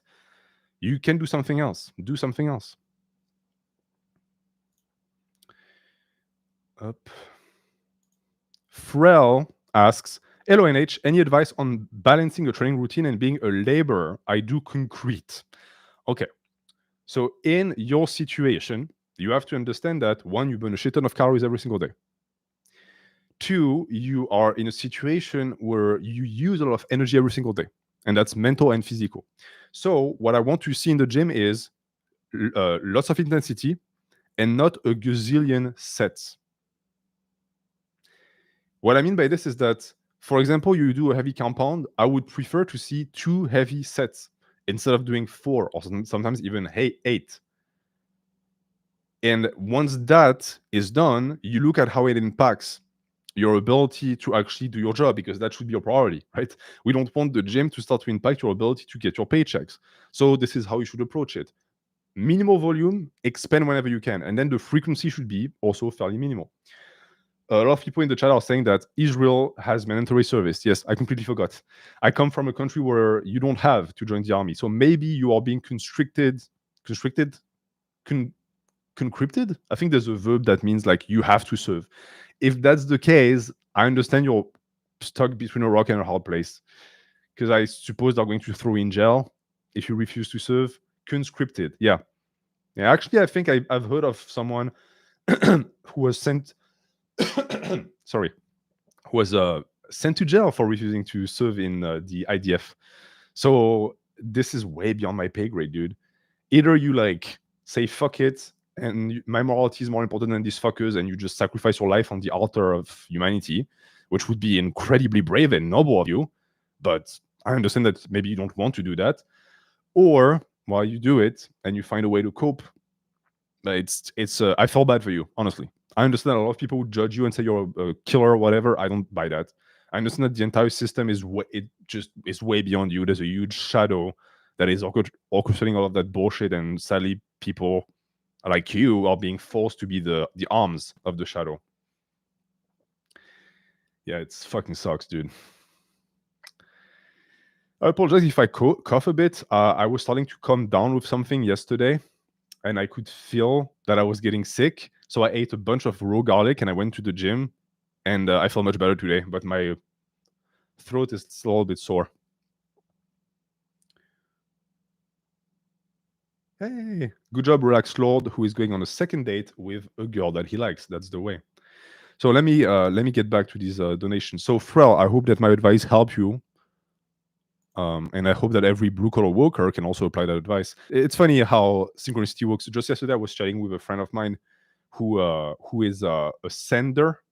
I don't know if it's even a verb, but like he sends down bridges. His job is essentially he has like a big ass like almost like a vacuum of sorts, and it spits sand, and he like does that like all throughout the bridge to like strip it of paint, and after that people go back and paint it again. But it's like an incredible physical job. That guy does that from 8 a.m. to like close to 6 p.m. and then he comes to the gym. He's a beast. Why can't I donate? You might be from a country that doesn't allow coffee. It's a possibility. I know that you can use credit cards and PayPal. So okay, let's see. We have a message from Coffee Supporter who says, greetings. How do you deal with fear in general, be it social interactions, work, school? So what you're describing is called social anxiety. And it's something that is more and more widespread because, unfortunately, social anxiety is oftentimes fed and triggered by a lack of social interaction in youth and in childhood. And when I'm talking about, I have dealt with that to the point that there was a point in 2019 where just the thought of hanging out with 3 people in a house made me panic. Like I couldn't handle it. It's how bad it got that bad. And I'm now at a point where I can hang out with 20 strangers for 5 hours and I'm fine. You have to work on it. You have to slowly expose yourself to it because, in a sense, what you have is a phobia. And we know at this point that the way to treat phobia is exposure to to the element that triggers the phobia. But of course, bit by bit. And you also really want to not sacralize the phobia. The phobia doesn't describe you. You know, it doesn't decide your life. It's not a part of your identity. It's a disease. And we're going to get rid of that disease because your life is going to be much improved once you are no longer panicked every time you have to go into social interactions. So do it in a way that makes you comfortable. Do it in small increments, like going to get coffee, like having a small chat with a stranger, and slowly but surely, and that can take a year. For me, it took me 3 years. It's going to get better. But that is a very good question. And also keep in mind that, like, when you're at school and you're afraid because you think people are going to think you're ridiculous, I mean, I used to be like that. Like, I can tell, like, I have memories of thinking, oh, people will think that I used to be obsessed with the idea that people were going to think that I smell. I don't know why, but it was social anxiety. It was fear of being judged that manifested itself via that. So I was constantly reapplying deodorant. I was constantly smelling myself. And in reality, that behavior made me look weird as fuck. And that's what isolated me from people. I had to eventually get out of my own head. And keep in mind that people don't pay attention.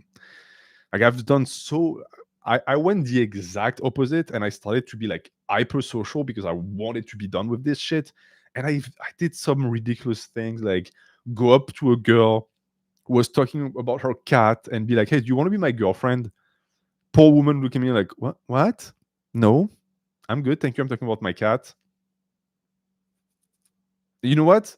I still remember it because it's funny as fuck, but this woman doesn't remember me. Like she could stumble upon the chat today and be like, "Oh, look, a homeless guy who's talking to 600 people." She wouldn't remember, "Oh, he's the guy who asked me to be his girlfriend when I was talking about my cat." But yeah. Alors,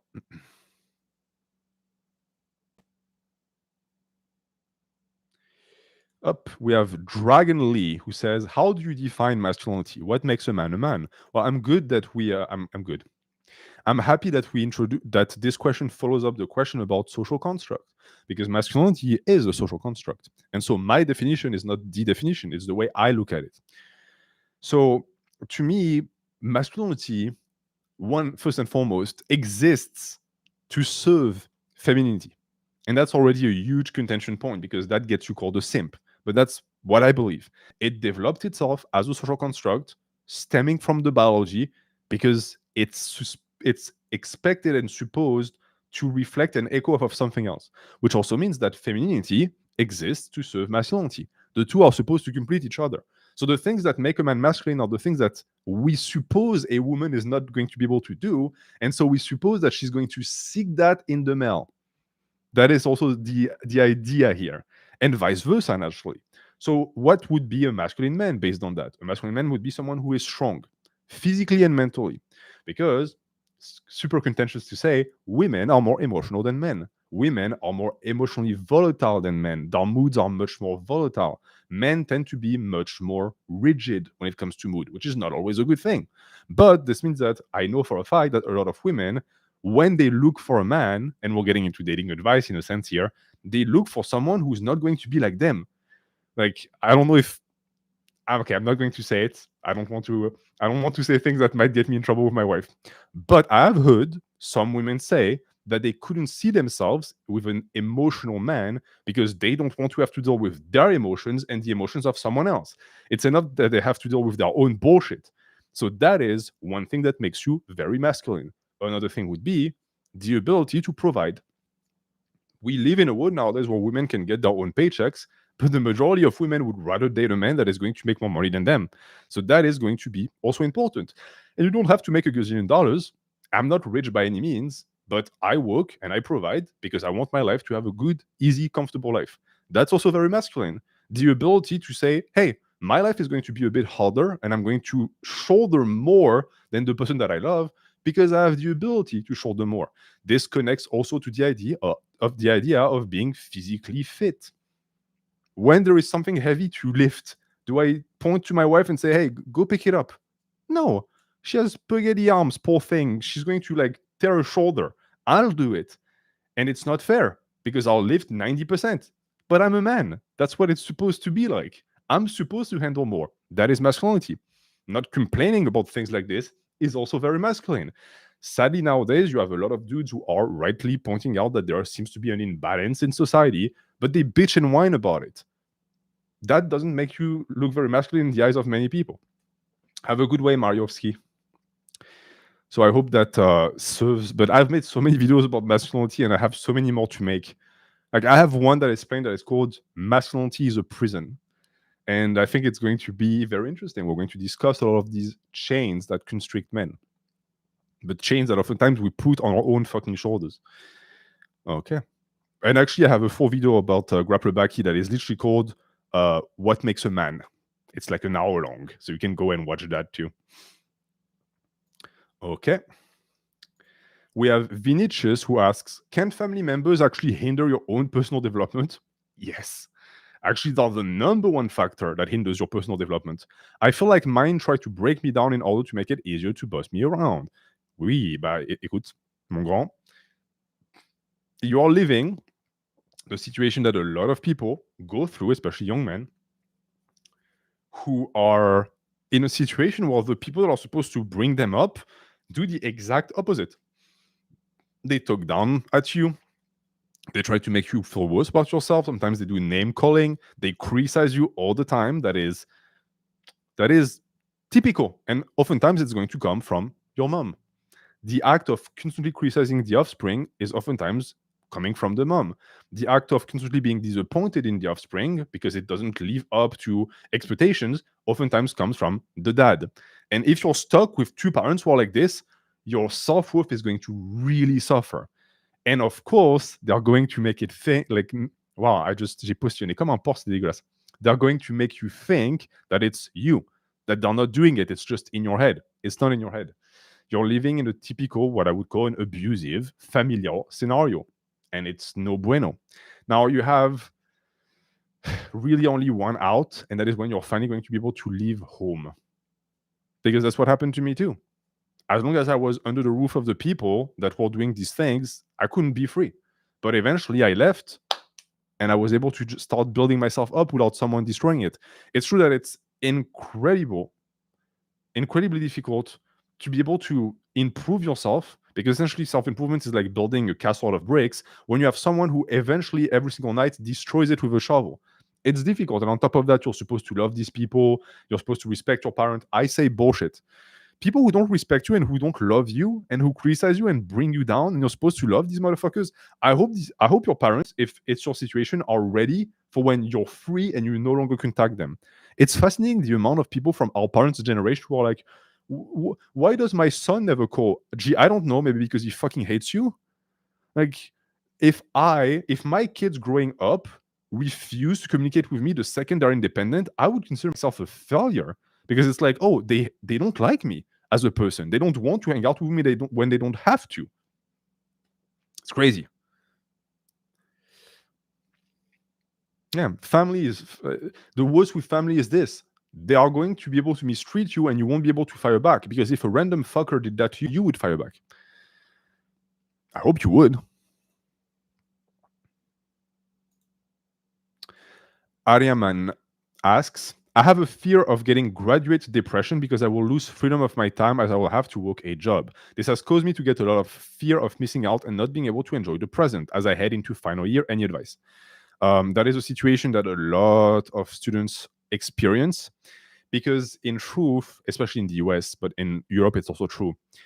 Your undergraduate and graduate years are an extension of your childhood because you're not yet in the workforce. You don't yet have all of the responsibilities that come with being an adult. A lot of the time, even the tax bracket and the administration still treats you like a child because you're still considered a dependent, and you're still considered like reliant on your parents. And unfortunately, it's very comfortable. It's very comfortable to be a kid because when you're a kid, people forgive your bullshit. Oh, he's just a kid. But you know that when you become a man, an active adult male, that's going to end. So you cling onto that. Eventually, you're going to have to let go. You're going to have to realize that what you're experiencing right now is called arrested development. And you're going to start to develop Peter Pan syndrome if you're not careful. You're going to be stuck in this perpetual childhood where you reject personal responsibility because it's scary. But guess what? Personal responsibility is adulthood. If you want to become a respected adult male, eventually that's what it's going to take. You taking your responsibility. Now, naturally, you're going to want to enjoy the remainder of your childhood, but you've gotten to a point where you're starting to essentially procrastinate these beautiful years because you're constantly keeping an eye on when it is going to end. Don't think like this.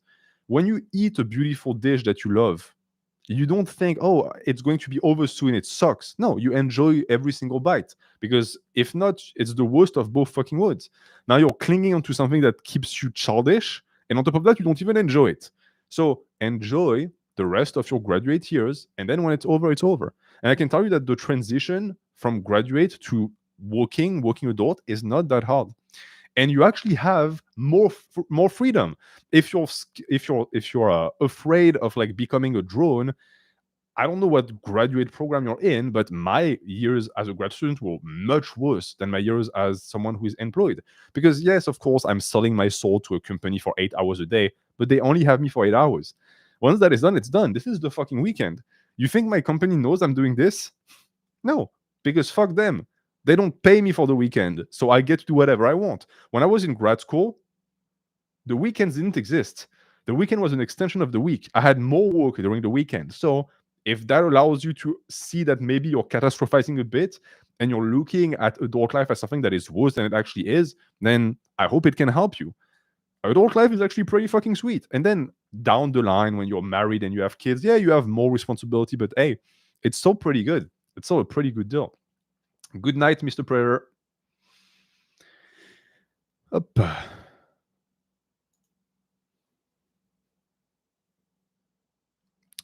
Very good, very good. Up.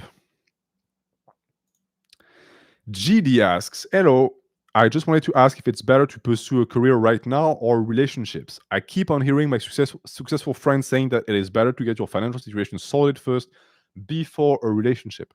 It really depends on what you mean by relationship. Do you want something that is going to eventually to a family with kids? In which case, yeah, you absolutely need to have a very solid financial background because you're going to have people to take care of. But if that's not your point and your objective here, and you just want to date and go out with a girl or a guy, you don't need that. I really think that this entire discourse about grind first and then enjoy yourself is dangerous because one, you're going to end up socially stunted, and two, grinding is not going to lead you to meet more people. You're just going to sacrifice on social interactions for the sake of what? More money. So what type of people are you going to attract afterwards? People are going to be attracted by your money. You can do the two at the same times. Most people do the two at the same times. The lighting is pretty horrible now because pretty cloudy today.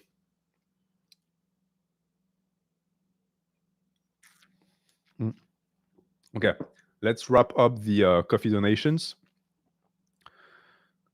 so that I can go back to reading the chat a bit quand même un peu. Okay, so that was the first one in the list.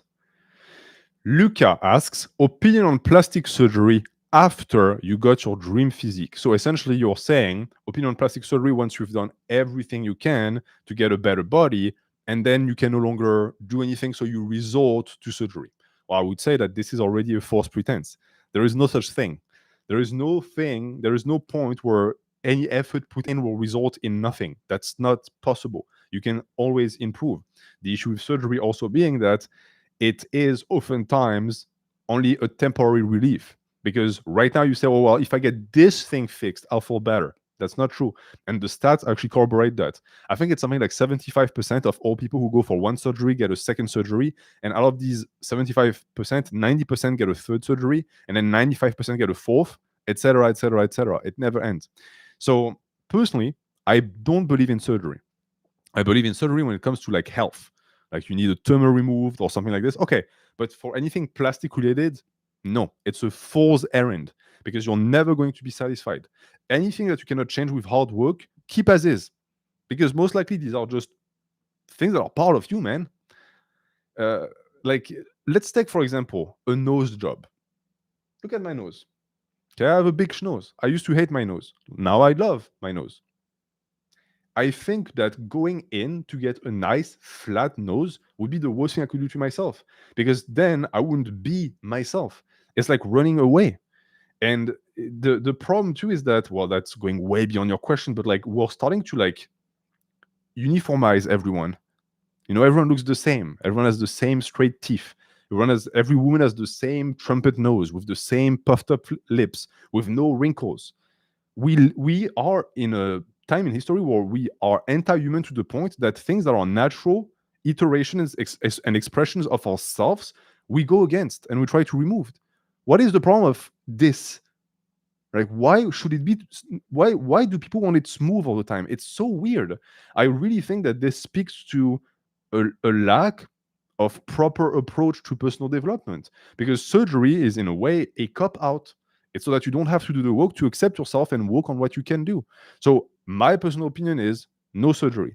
Then you have good questions in the chat. People say like lose skin.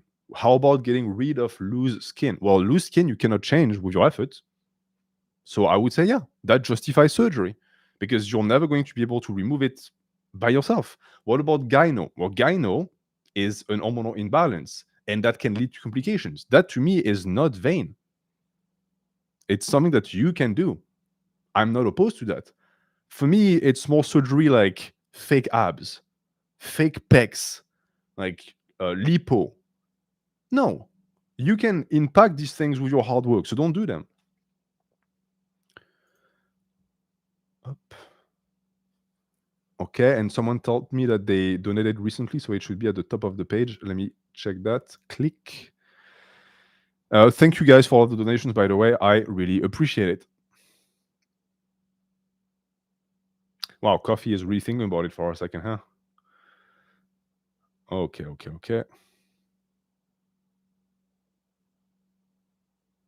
Okay.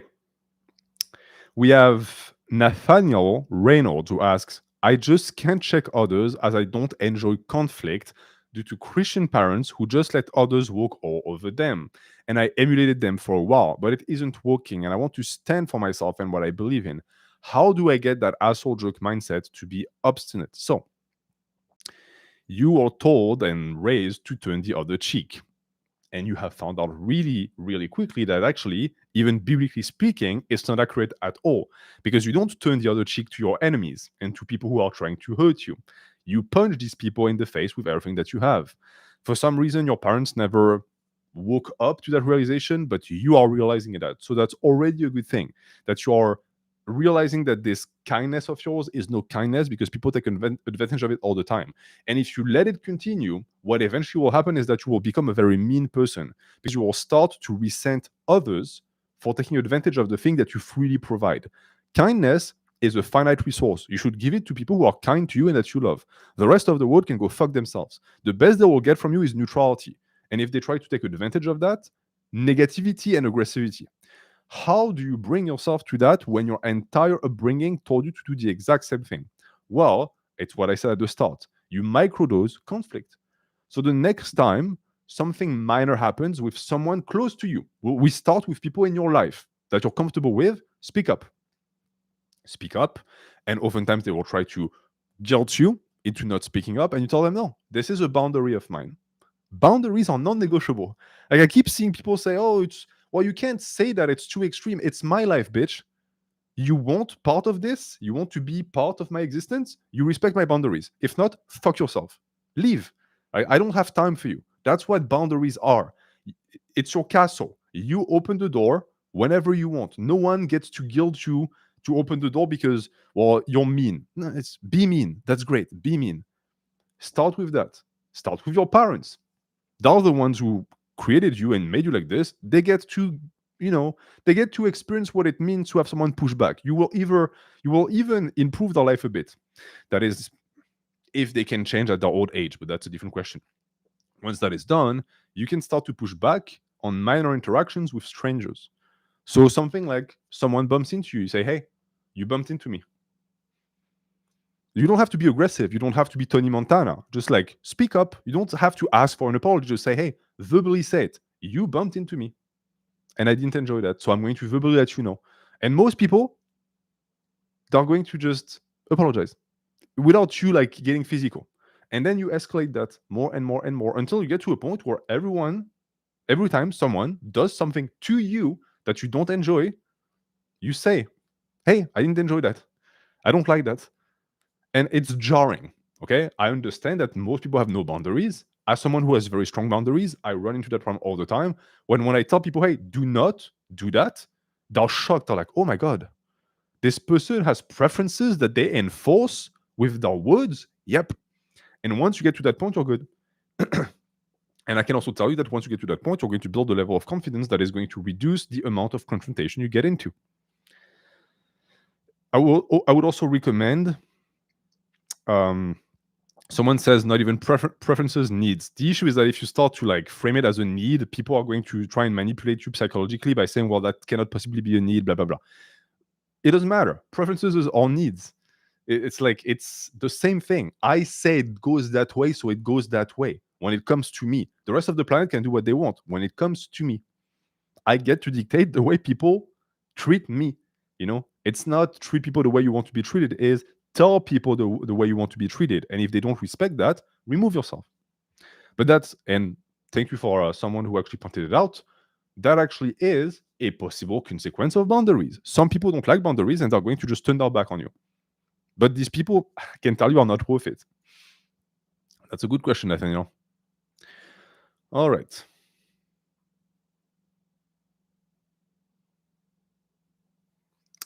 Stronk asks, what idea of Nietzsche do you think has the strongest implications on self-improvement?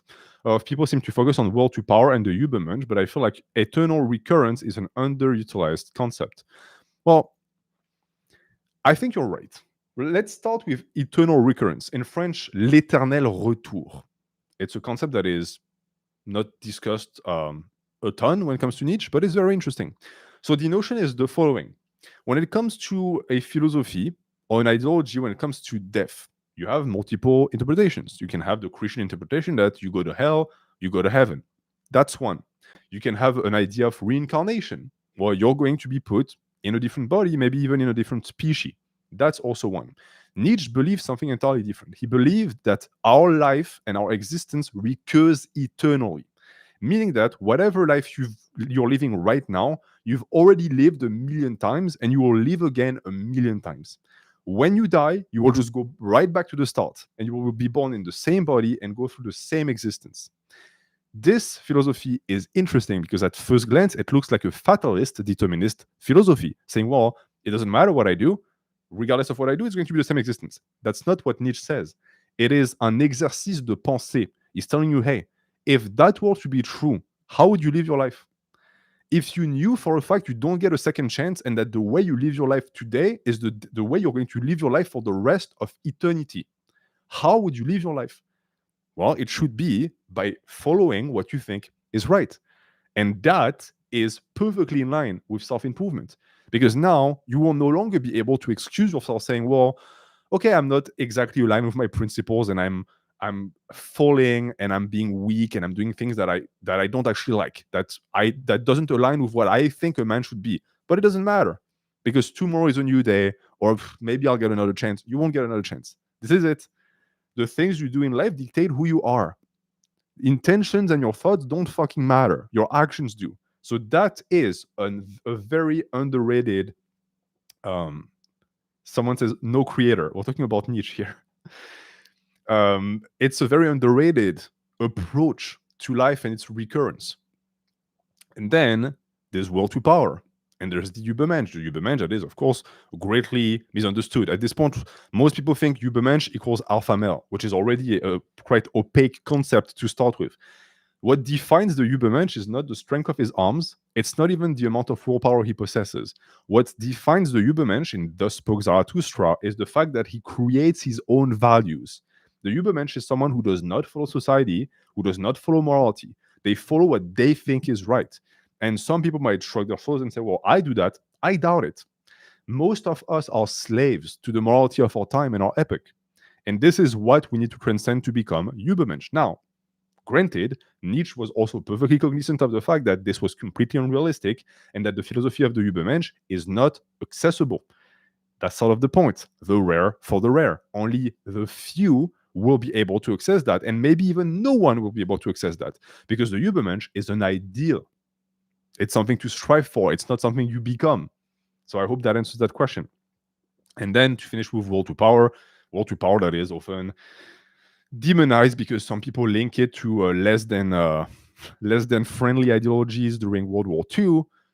Will to power, at the core of it, is what Nietzsche believed every single living creature was driven by. Not will to survival, but will to power. The desire to accumulate more power for oneself. And I personally also believe in that. You will either live your life following will to power, or your life will be dictated to you according to the power of others. That is also a truth. So it is a decision to make. And will to power, by the way, can take many forms. You know, and this is, I'm not going to get too much into that because I can already feel myself sleeping, but you have slave morality, you have master morality. Unlike what some people think, master morality is not for the Übermensch and slave morality for the Untermensch. And the will to power philosophy doesn't just apply to the Übermensch. Both slave and master morality rely on will to power. It's two attempts at getting power using different means, because it is possible to accumulate personal power using slave morality. What Nietzsche will tell you is that that power will not be utilized to make you a master. It will keep you a slave. I'm going to stop there, but you get my gist. Yeah, Nietzsche is just a treasure trove, to the point that he is the most frustrating author of all times to me, because every time I reread one of his books, I discover new concepts. It's like he's laughing at us beyond the grave and just sending more and more information.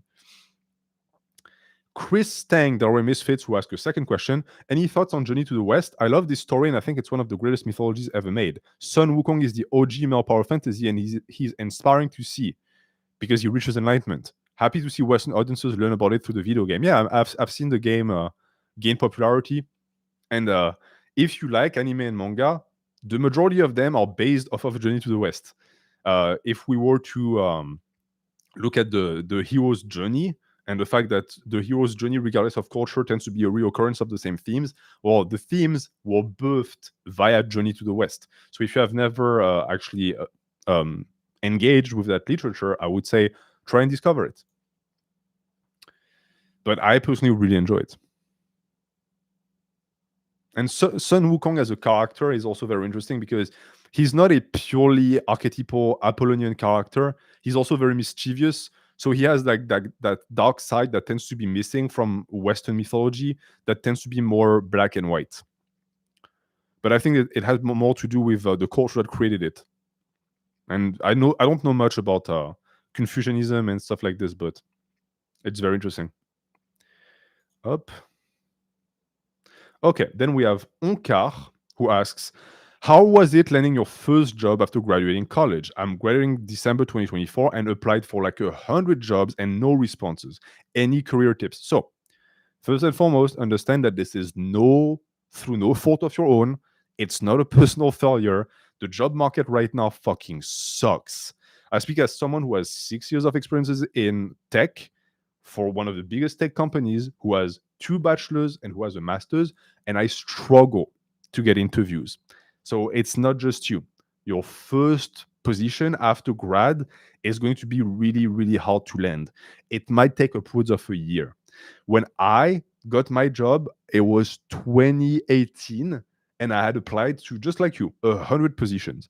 Out of 100, I got, I think, 8 emails callbacks. Out of the 8, I got, I think, 2 or 3 tests, and I got maybe 2 or 3 like actual 4 interviews, and I got 1 job. 100 applications, 1 job at the end, and that was at a time where the job market was doing good. So it might be that it will take you 400, 500 attempts. I would also say apply everywhere. Don't look at requirements. We need 6 years and you to have a second dick. Fuck you. Apply. A lot of these positions are filled up by HR. They don't know shit. At least your name is going to be in the system. You just have to just spam applying. Even for things that are just tangential to your degree, apply. Because experience is all that matters. The few interviews I got were people who are like, didn't even ask about my degree or the fact that I went to a good school. They're like, oh, you've been working for 6 years for this company? Okay, that's interesting. You want stuff on your resume. Hey, Dean. Well, we're already 2 hours in. The time flies when you have fun. And I'm not even hungry, so I don't even have to have a snack.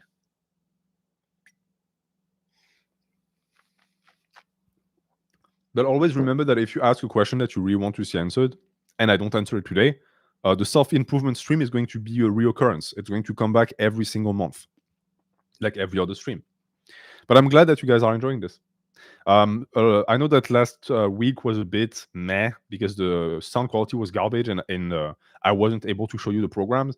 Fear not, I'm going to correct it so that the hypertrophy streams are much more viewer friendly, because that's the entire point of streaming, right? If you guys don't enjoy it, I don't see the point. And if you missed part of that stream, no worries, it's going to be re-uploaded immediately. Okay, let's see. I think we just have 1 coffee donation and then we're good.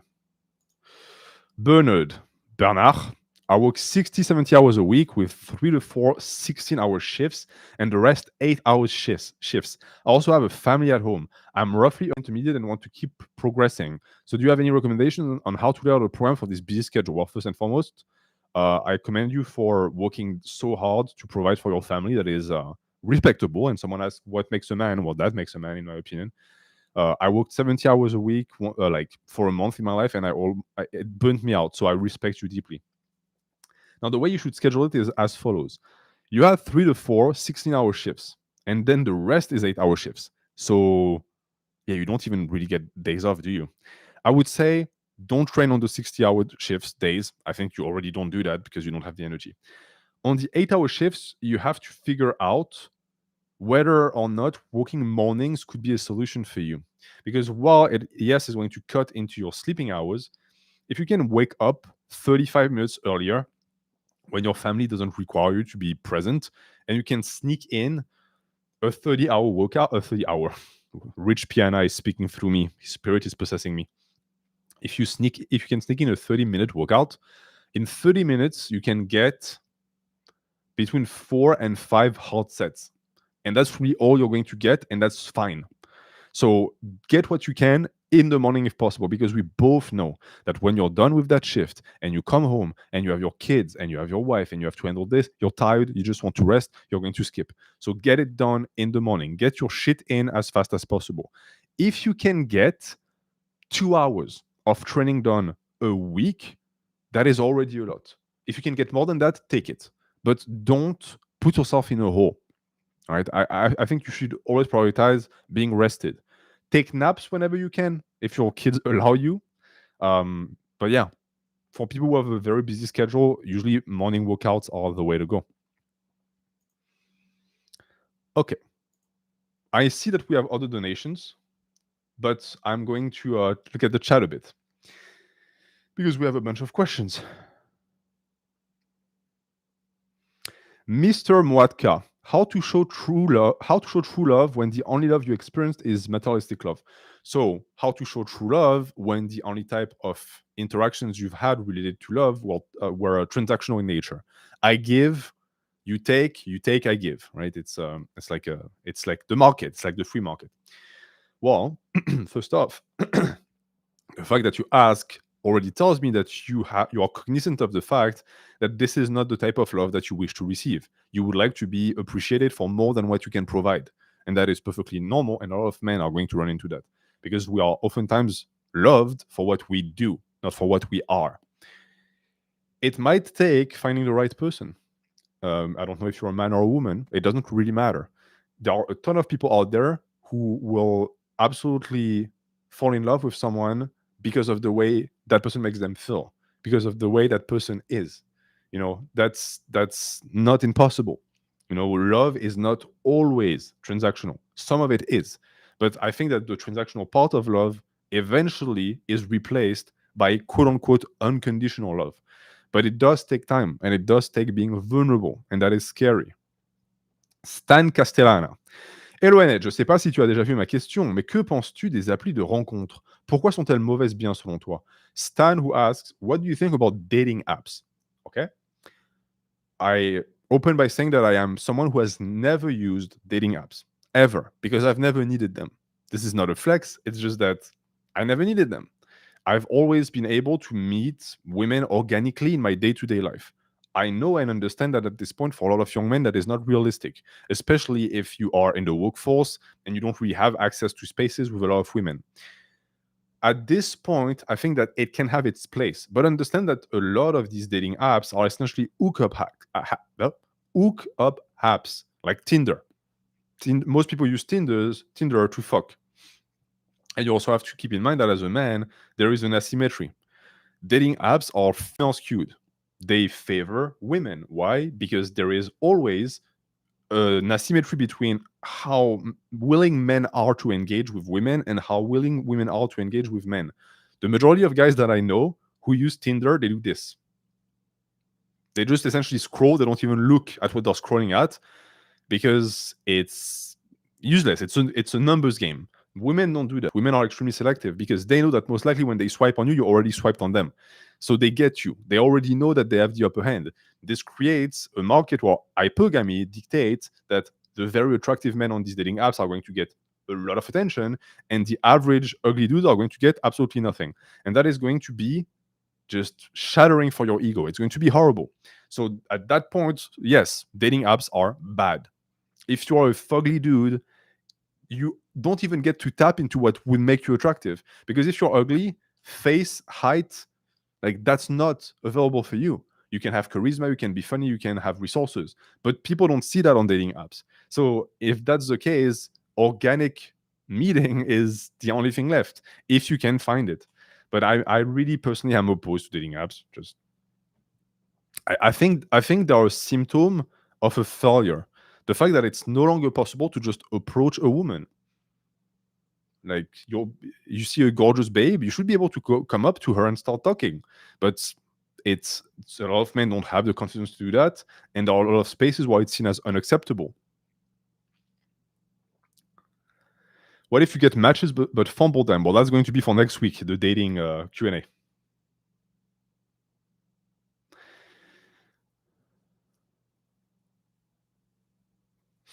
Underground R. I have to start walking, but I don't want to, and also have zero direction. How do I fix this? Well, you have to start walking, so it tells me that you need the money. The fact that you want it or not doesn't really matter at this point, my friend. The majority of people don't want to walk. The majority of people, if you could tell them, hey, stay in bed, I'll give you $1 million, they'll take it. Walking in this society, maybe one day it'll change, is an obligation. So good, you can already get that off your head. You don't have a choice. After that, try to find something that you can suffer. I personally don't love my job, but I can suffer it, and that's all I will get. Like I'm not deluded enough to believe that in this day and age it's going to be possible for me, unless I monetize the fuck out of the channel, which I refuse to do, to live just with my passion. I would also be very careful because I know that if I start to live off of my passion, maybe it will stop being my passion, and I will protect that passion with everything that I have. When will you make the next Dune video? That's a great question. Whenever I have time. The last one took me 12 hours of editing. It took me roughly 20 hours of writing, and it took me, give or take, 7 or 8 hours of recording. So that was like a full week. And I don't have time. I'm very busy, unfortunately. Xoalmo, NH, how to get over the fear of being judged? It generally possesses me. The fear of being judged. First, you cannot escape judgment. People judge you all the time. You go out in public. When I go out in public wearing booty shorts and a fanny pack with cats on it, I can tell you people judge me. Thing is, I don't give a fuck because I like that look. I like that vibe. It's my vibe. You don't like it? Who cares? You're not me. The ability to detach yourself from what people think of you is a job. It takes time. Oftentimes, it's because you don't have self-worth, and so you derive your self-worth from others. And so when they judge you negatively, you don't like it because that's the only way you can look at yourself, through the eyes of others. You're essentially constantly looking into the minds of others to decide how you feel about yourself. Plot twist: the average person is a piece of shit and an idiot. Why would you use them as a mirror? It's not worth it. You're going to become a reflection of them because you're going to start to modify your personality to fit what they like. Don't do that. Whatever you have to offer the world, even if the world doesn't like it, if you can live with it, then you're all good. And I understand that it's easier said than done. And I'm speaking as someone who's done the work. It takes time, but it can be done. Cicero, how did you deal with your feelings after moving away from home? Well, first and foremost, I had not like a psychological breakdown, but like I vividly remember a moment where I was by myself in my dorm that was like white walls with like a bare mattress with no comfort and just sitting there thinking, why did I do this? I was living with Papa and Mama. I had food on the table. I paid nothing, no rent, no nothing. Why the fuck did I leave my country to come here? And honestly, at that moment, if I could have pressed a button to be teleported back to my parents' house in France, I would have done it. Thank God I didn't have that button because that is what started my journey towards being independent and actually being a fucking adult. And I vividly remember the day where I realized, oh, I'm an adult. It was a day where I was in the kitchen and I just went shopping and I had to take the bus 45 minutes back and forth because I didn't have a car. And I put my shopping bags on the table and I was getting ready to prepare chicken to be able to eat. And I realized, hey, if I didn't go to the grocery store by myself, bought the food by myself, paid for the food with the money that I make from my job, came home taking the bus by myself, and didn't cook the food by myself, I would starve. And at that point, at that moment, I had immense pride in myself because I thought, well, for the first time in my life, I'm actually responsible for myself. I'm an adult. Pale God, should I start working out? Should I start boxing or martial arts if I realize that I hate working out in the gym? Yes. The gym and just like straight up powerlifting or strongman or bodybuilding is not for everyone. It's a specialization. It's fine if you do it. I do it. I train strictly for bodybuilding, but a lot of people, it's not going to work for them. In this case, you want to find a conduit, another thing that is going to light the fire, and that could be martial arts. There's a ton of martial arts bro in the chat right now. They train, and this is what I always tell people: train. Notice I never tell people bodybuild because that's something that you decide for yourself. But something that is non-negotiable is training. We should all be training. If that means boxing for you, go ahead, be a boxer. Most boxers have pretty good physiques anyways. Spear of Vida, yeah, don't worry. I'm going to go back to coffee and answer questions maybe in like 5-10 minutes. Vin, are your dreams important to you? Do you analyze them? We're going to get to that when I make videos about Jung. Actually, so we have the dating Q&A next week, and I'm thinking of also doing a philosophy Q&A, and the philosophy Q&A might be about Jung. So we will talk about that then. Thoughts on living at home to save for house? I have a good paying job, okay, and do all the housework, but my city is not cheap. To be fair, I'm also maxing out all my tax advantage retirement savings. So you're in a situation, Josh, where your parents have a house, you live with them, you work, you pay rent, I suppose, and you take care of the house. That's the best case scenario, my friend. You get to spend more time with your family, you get to take care of your family financially, and you save money. Don't think about it twice. And don't let anyone tell you that you're less of a man for that. Because if being a man is having a shitty city studio that you pay $3,000 for, or you make no savings while your parents rot away, then I don't want to be a man. You're doing exactly the thing you should be doing right now. A lot of people would wish they were in your situation, or they get to save money. Raise channel, NH, how to overcome the fear of losing your parents. Well, I can speak on that topic as someone who has lost one parent. You can never prepare yourself for that. It's something that is going to happen. You know it's going to happen. And when it happens, it's going to tear your heart out. And it's going to tear your heart out for a long, long time. You know, someone once compared grief with waves hitting the beach. You know, sometimes it hits the beach all the time, you're sad all the time. Sometimes it subsides, but the waves never stop.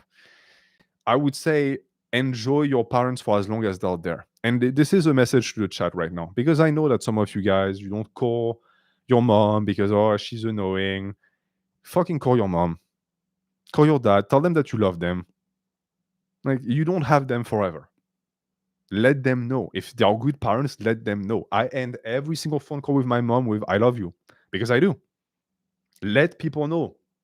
And I think that this is going to participate in you being able to enjoy their presence, because every year you have with them is a blessing.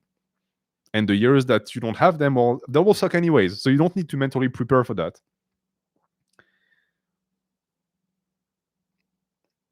When is the next upload? I said last stream, I think, that you are getting 2 videos this week. And then there's going to be the dating Q&A. So it should be a good week for you guys.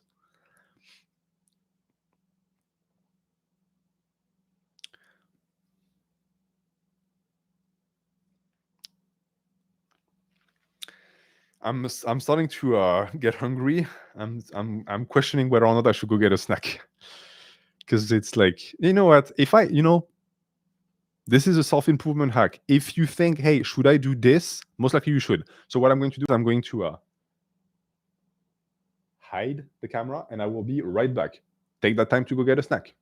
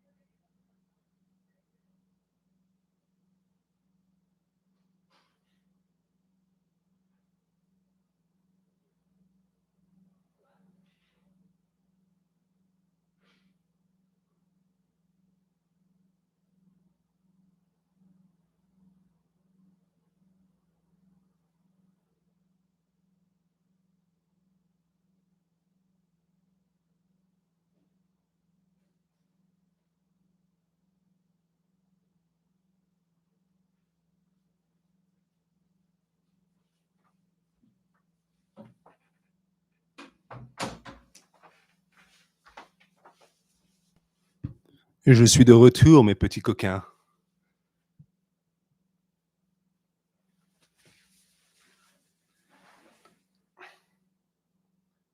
Boom.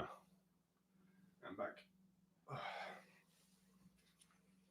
Hey.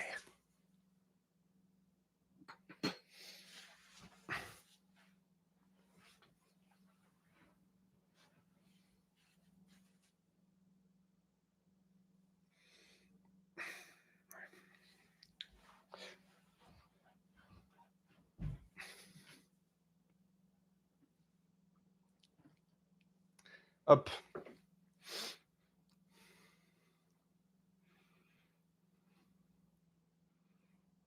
Pas de hamster sur ce stream. On ne mange que des croissants.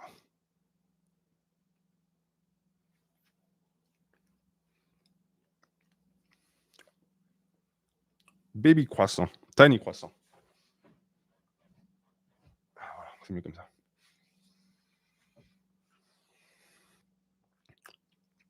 Jim, NH, should I ditch my childhood friends because of immaturity? They haven't done anything bad to me, but I feel like I can't relate to them anymore. They are all good people, but I don't see myself in them. That's part of growing up. Just realizing that the people that surrounded you in childhood were there by happenstance, and maybe you love them greatly, and maybe you spent years with them, but eventually you are going to realize that you're not like them, and that they might even hinder your growth, at which point you're going to eventually grow apart anyways.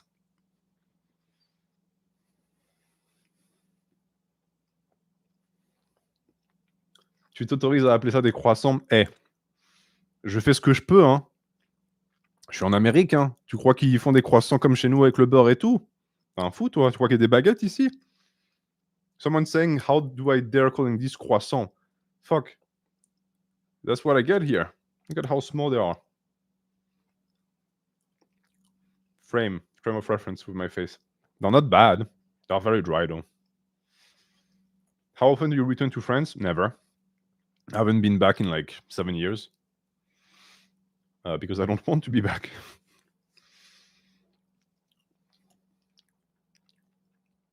It's okay to be French. Please don't spread misinformation on my stream. You don't like France? There's a reason why I left.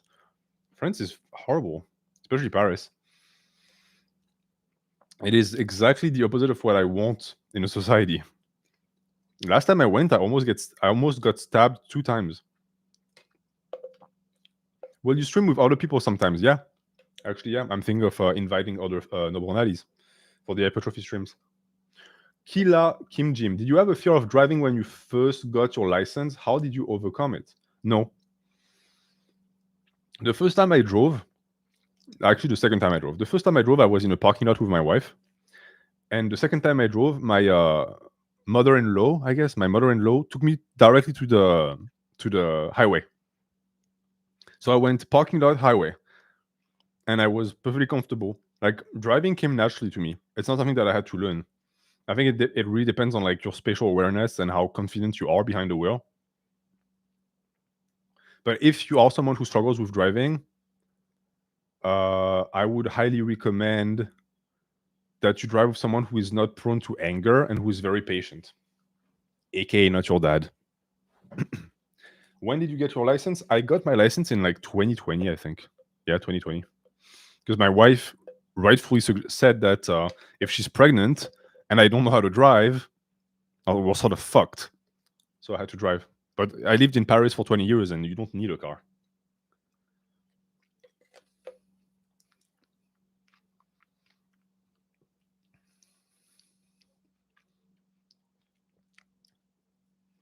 How to quit coffee addiction? I love my morning coffee. It's the only thing I look for after I wake up. In my opinion, if you have one coffee a day in the morning, that's not an addiction. It's a nice little ritual. But if you have coffee all throughout the day, these are the coffees that you want to get rid of, in a sense. Because this is what perpetuates the addiction. It's the constant influx of caffeine in your bloodstream.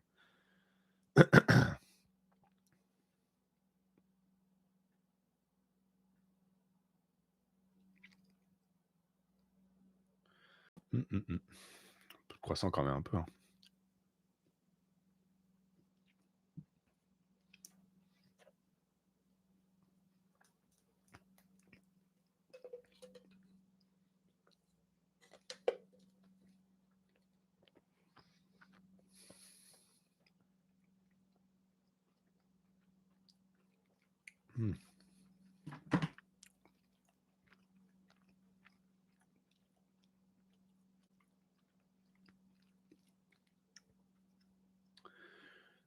Toasted pineapple. To what extent should you preserve your own culture as an immigrant in a country whose culture you also love? Question yourself. Why did you leave your country? Did you leave strictly because there are better financial opportunities in the new country? In which case, most people would tell you, fuck it. Just import part of your country and culture to that new country. But if you want to live there long term and if you want to show respect to the people whose country you are essentially joining now, try to adapt as much as you can.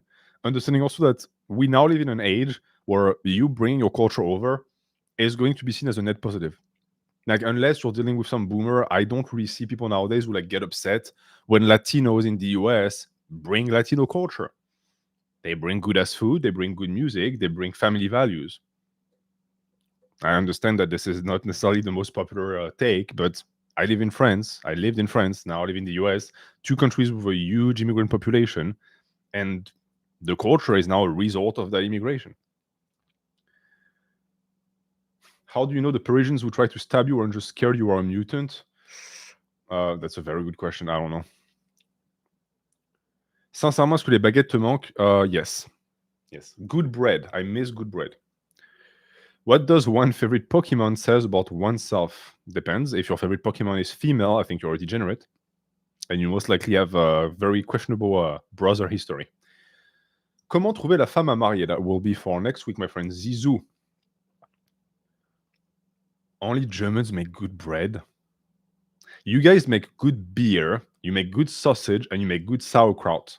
For the rest, leave it to the French and the Italian. If your favorite Pokemon is Vaporeon, I know for a fact you're a degenerate. Do you use fragrance? I don't. What do you do if you're 10 years behind in life? There's no such thing. 10 years from what? From whom?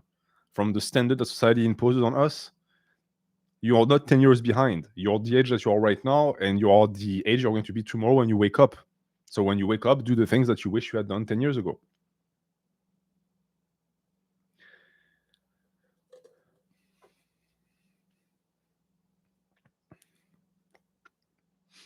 Okay, GD, LNH, what are your thoughts on LinkedIn? I get really bad fear of missing out from it since it's used often in a career I want in tech. I have never created a LinkedIn. LinkedIn to me is, I don't know, it's a joke platform where people lie about their professional experience. But I know that in tech, unfortunately, you can actually get a lot of opportunities off of LinkedIn. So I would say limit your use. Don't use it as a social media. Use it as a place for you to put your CV and to network. And that's it. OL, est-ce que tu as toujours arrêté complètement les jeux vidéo? Are you still not playing video games? Yes. I quit video games. To me, that means something. Like if someone tells you I quit cigarettes and they smoke once a week, they didn't quit cigarettes. I quit video games. I haven't played a single video game in close to 11 years. Because I know that I have an addictive personality, and I know that if I touch video games, I'm going to go right back into my addiction. What kind of bread is your favorite? I like the one with les petits grains. Petits grains? Oat milk? Non. Comment ça s'appelle ce truc? Wheat bread.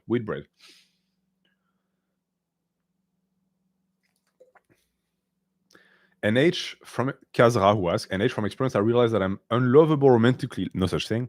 Like all my experience point to the same conclusion. How do I get over it? You're not unlovable. I think that you might, I don't know you, but like based on the way you described yourself, I think that you might have a personality, or you might have an attachment style that makes it hard for other people to love you because you don't allow them to love you. Don't say you're unlovable. When you say you're unlovable, it's like you're putting the responsibility of that in someone else's hands. Maybe you're ugly. That might make you unlovable, but your qualities as a human, they can change. You know, you're making yourself hard to love. So work on that. Apparently, you have experiences. So clearly, there are people who are interested in loving you, and then they can't do that.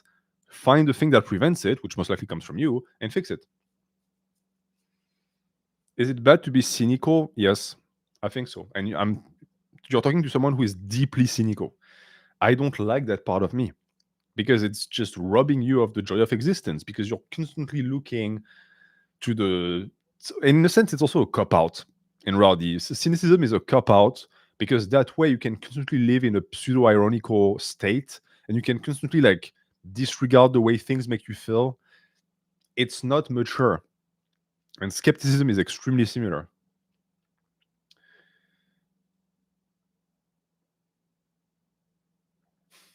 Someone I know, Abdo, someone I know is upset with human strength. Like he's upset he cannot punch holes in mountains or something abstract. What do I tell him? Because I feel like he consumes too much fiction. I suppose that the guy is a complete skinny dweeb. Before being frustrated by random limits, how about actually pushing those limits in yourself? Like once you get to like a 10 plate dip, you can start being frustrated with the limitations of your own strength. But before that, there's so much to accomplish. Humans have so much to accomplish. Victor Guillermin, what would be your advice to yourself from 10 years ago? That would be a good video. Actually, I might make a video out of that. How to be aggressive in the gym? Ditch the phone. The phone is a tool that tames you in the gym because your mind is constantly wandering away to like the land of Instagram or the land of TikTok. Be focused. in between your sets, the only thing I want you to do is I want you to stare at the ground or the ceiling thinking about your next set. That is how you build up intensity. But if your definition of aggressivity is being a jackass that slams the cable station, I don't have an answer, but please don't be that guy. Dean Shepard, how to keep a positive and stoic mindset and behavior amidst chaos and negativity. Well, this is when these things are the most needed. So to me, you answered your own question. They're a tool. It's useful to be stoic and positive when everything around you goes to shit. You don't want to be the guy who sinks with the ship. You want to be the guy who is going to be able to like swim ashore and save his own life. What's your opinion on not listening to music in the gym? I've never listened to music in the gym and I feel kind of weird. Actually, I think that there is something to it. Torah going to bed, sleep well.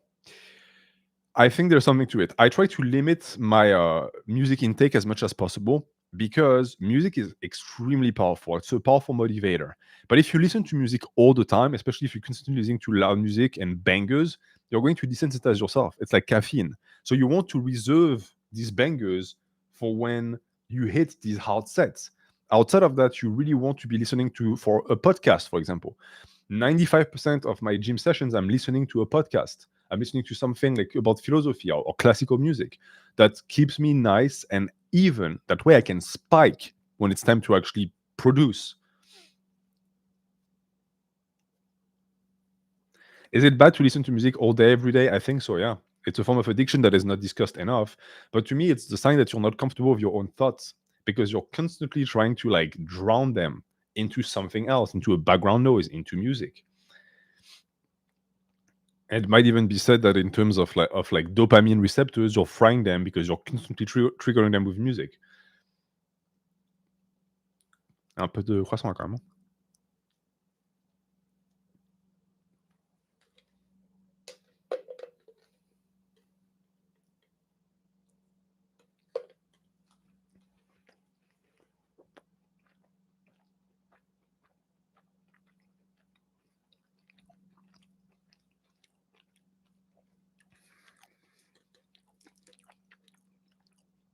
Ça pour sauce. If it were peanut butter and I was able to down a full spoon of peanut butter like this with dry as croissants.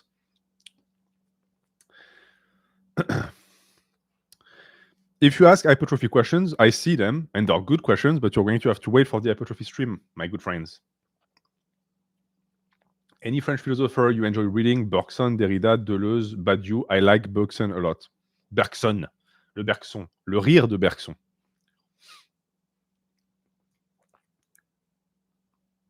Garlic paste, no.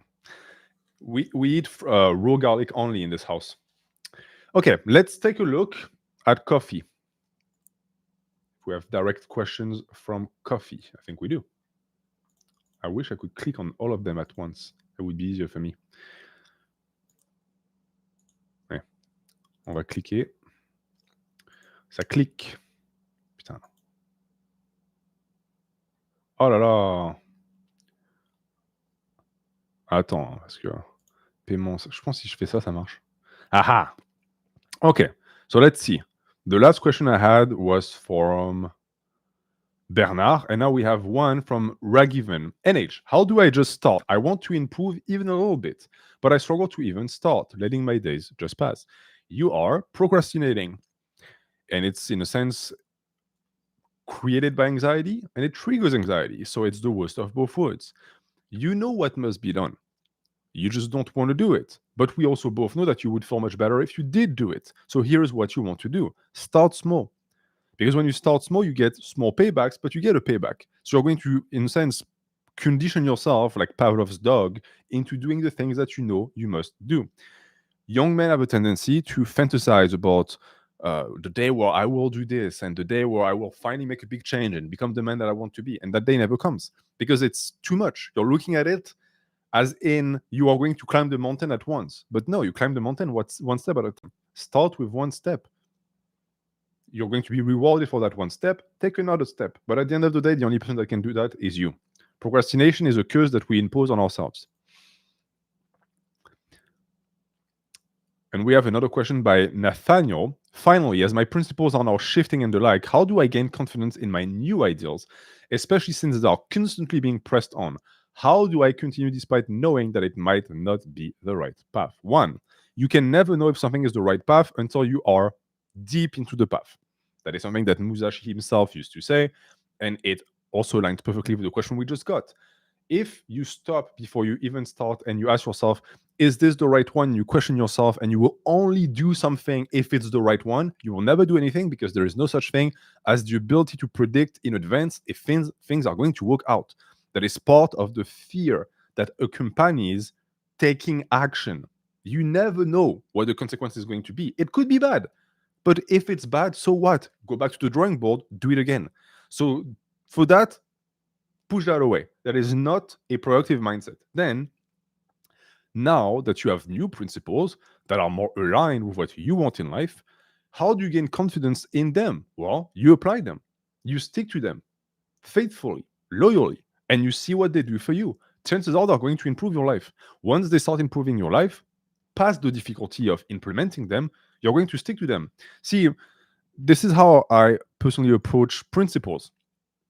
Principles should be things that you embody and that you represent with your actions. And you're going to quickly find out how these principles and the way you embody them impact the way people perceive you and impact your life. So if it's aligned with the life that you want, stick to them. And if not, you can always go back. That is the beautiful thing about life as a human. You can always go back. You can always go back to the drawing board and modify. And if, and this is my final point, if they are being pressed on, I think it's because you're on the right path. As someone who has tried to be his own person, who has tried to build his own morality and his own system of value, I can tell you that every time I started doing something that was going to be greatly positive for me, people pressed me on it. I don't understand quite why, but there is this negative instinct that humans have of trying to bring you down when they start to perceive that you're doing something that is going to place you above them. They don't like it. This is how mediocre people function. They see your excellence or your attempt at excellence and they think, oh, I don't like that. Because if you stay mediocre, then their mediocrity, in a sense, goes unseen.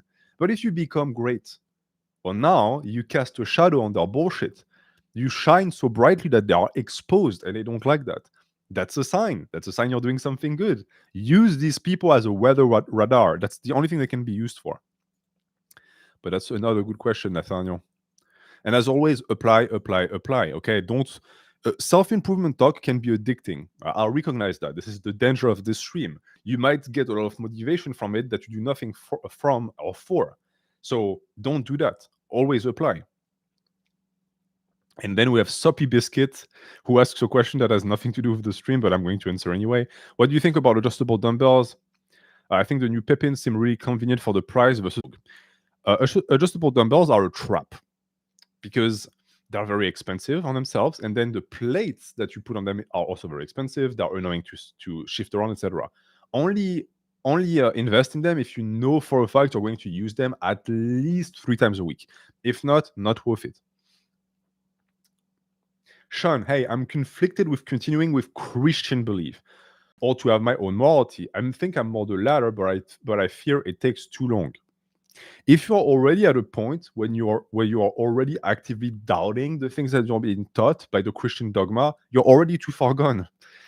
At this point, you've already started to observe your own skepticism. So I would say, keep digging. You might come out at the end of it a more fervent Christian. It's actually something that a lot of people who watch my niche videos on faith reported. What they say, hey, I thought Nietzsche was supposed to be like an atheist philosopher, but after listening to your videos, I'm clinging to my faith, my Christian faith, with even more energy. And I'm like, yeah, because that's sort of what Nietzsche intended. He never wanted for people to turn their back on God. He wanted people to either find their divinity in themselves, create their path for themselves, or go back to a more rigorous type of Christianity. I mean, for fuck's sake, the character that says God is dead is described as a fool, and is described as someone who is screaming that as a form of not a form, but like the sentence God is dead is not a celebration. It's a diagnosis of what happened to society. We killed God. It's not a good thing. Anyways. Andras Christofi, what advice would you give to your 21-year self about social life at uni and knowing that other people purely hate you for what you represent and make up bullshit stories just to taint your name? You are having a very similar experience to what I went through, because when I went to uni, I went to a university that was extremely progressive. I'm not going to say left wing because these people are not leftists, but essentially it was a bunch of tartuffes, a bunch of people who tried their hardest to look like good people when deep down they were garbage. And I didn't stand for that. I didn't care for that. So I spoke my mind. And I was ostracized for that. Now, of course, when it happens to you and you are cut off from social life and interaction by people who have decided that their shit doesn't stink and you're evil, it doesn't feel great. But looking back, I am actually very glad I did this, because I know, and I knew already back then, that these people are full of shit, that none of them were actually serious, that their ideology was dictated to them by someone else. They just followed the movement. They just followed what they knew was going to be comfortable because they could stand within the crowd. Standing outside of the crowd never feels good. So it's going to be a choice to make. You can just fall in the ranks and pretend and wear a mask, or you can stand for what you believe in. And maybe what you believe in is bullshit and makes you a bad person, but at the end of the day, at least it's you. At least it makes you an individual. I would much rather prefer that.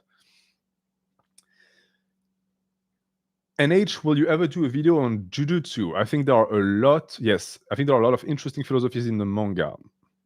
I might. I think the character of I think its name is Mahito. Mahito is interesting. Gojo is interesting.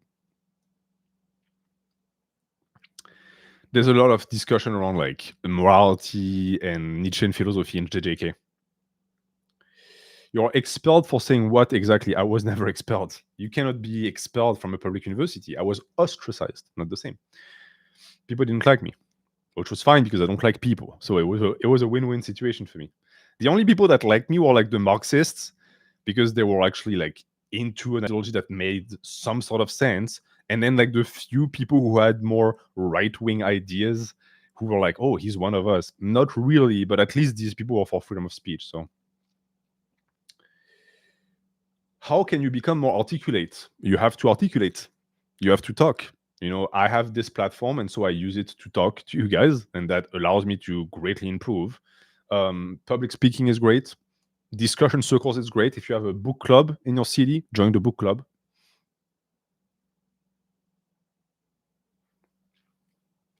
Abdo, who continues with the friend who is annoyed he cannot punch holes into mountains.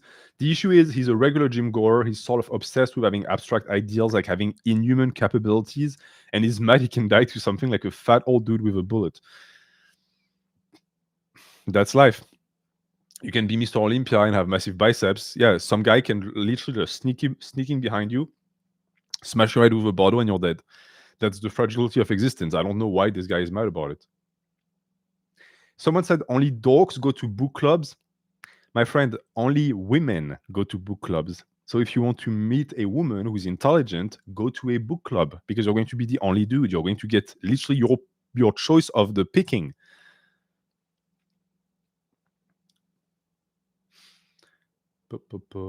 How to overcome crippling shyness? You have to get out there. You have to put yourself out there. That's the only way. Shyness is it's not a character trait. Being introvert is a character trait, but that has more to do with your social energy. The shyness is that you're afraid of revealing who you are, because you're not sure that people are going to like it or accept it. How does one become wise like you? I don't consider myself wise, but I think if you want to become wiser, you can just think, read a lot, question the things around you, question your own thoughts, your own inclinations. That is what being wise is. It's to always observe. And philosophy is the science of that.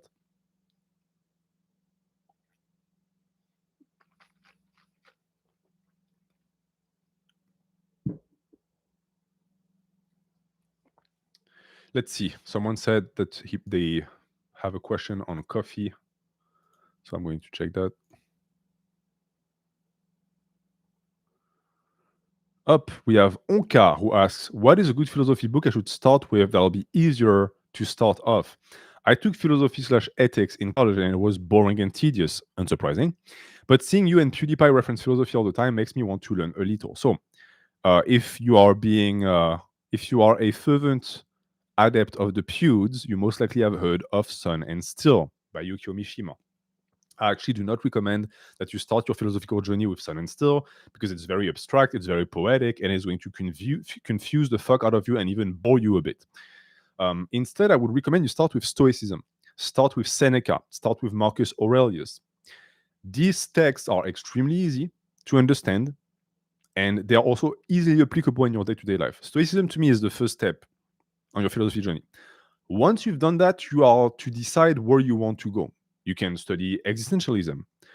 You can study absurdism. You can study the philosophy of Nietzsche, of Schopenhauer.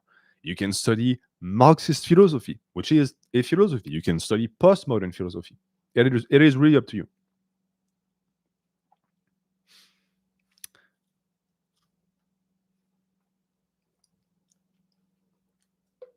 Ton accent est très mignon. Toi aussi, t'es très mignon. Avec tes petites cuisses de grenouille, là. Mm.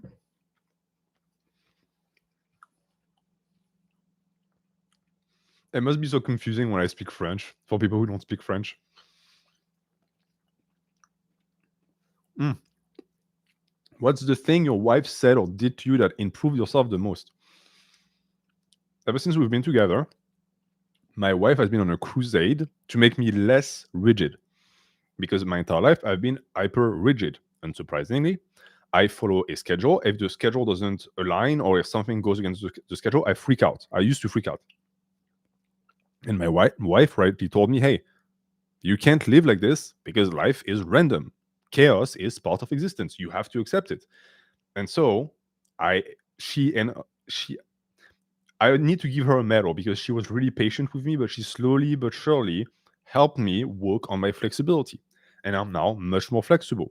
I now have an ability to pivot and to adapt. And I think that this makes me a much better man. And I think you can also see that even in my personality. At the start of the channel, I was that extremely rigid. And now I'm much more go with the flow.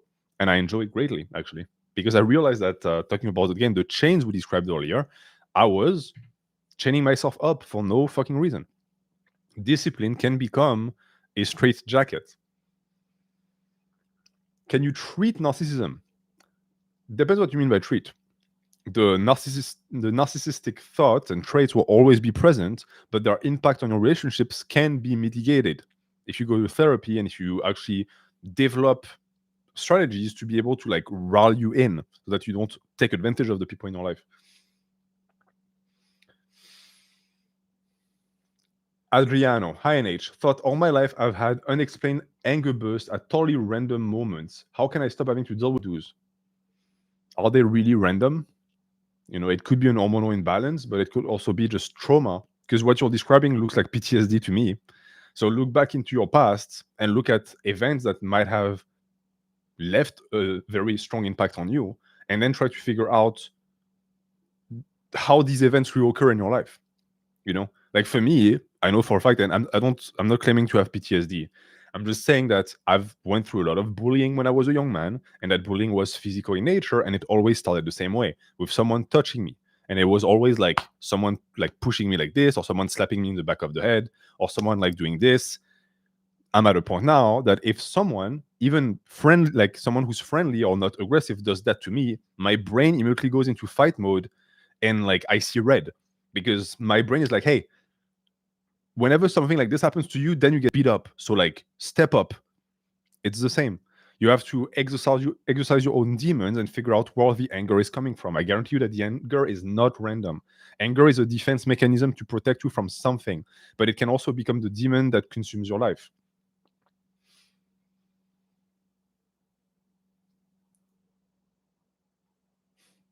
Someone said Russian classical music is better than French. Fight me. I'm not fighting you. I agree with you. My favorite composers are all Russian and also Polish.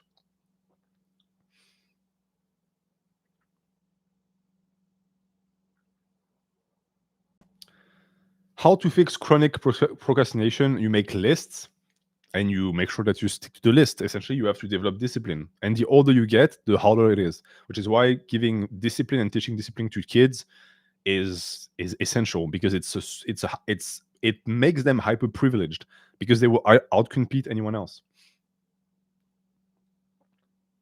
Nameless monster. NH, I had a breakup recently and I was disrespected badly. How do I deal with the situation? Well, I suppose that the person cheated on you, in which case, yes, it is highly disrespectful. But the only thing you can really do here is separate yourself from the situation, understand that them cheating is an indictment on their personality and not yours. Cheaters like to blame their partner, saying, well, you are not enough for me. Bullshit. You're never enough for a cheater. They will always find a reason to spread their legs or to like get in bed with some random girl. So understand that in a sense, this person took the trash out. They took themselves out of your life. You don't have to seek revenge. It's just going to create a cycle of hatred, and it's going to prevent you from entering meaningful relationships in the future. Trust me, that person is not going to have a good life. I've known many cheaters. I've had cheaters close to me in my family. These people always die alone because, of course, you're going to constantly betray the people that love you the most. So eventually you're going to be alone. Good night, Heartbreaker. Can you improve an avoidant attachment personality yourself? Yes, you can. I'm a good example of that. I have a strong avoidant attachment personality. And you can work on that by being more open and communicating more openly with people. So, for example, I have a tendency to remove myself from situations when I don't feel comfortable. Instead of telling the person I don't feel comfortable. Now, with my loved ones, I sit them down and tell them, hey, you did this. It made me want to go away. Can you in the future please not do this? And of course, these are complicated discussions, but they have to happen.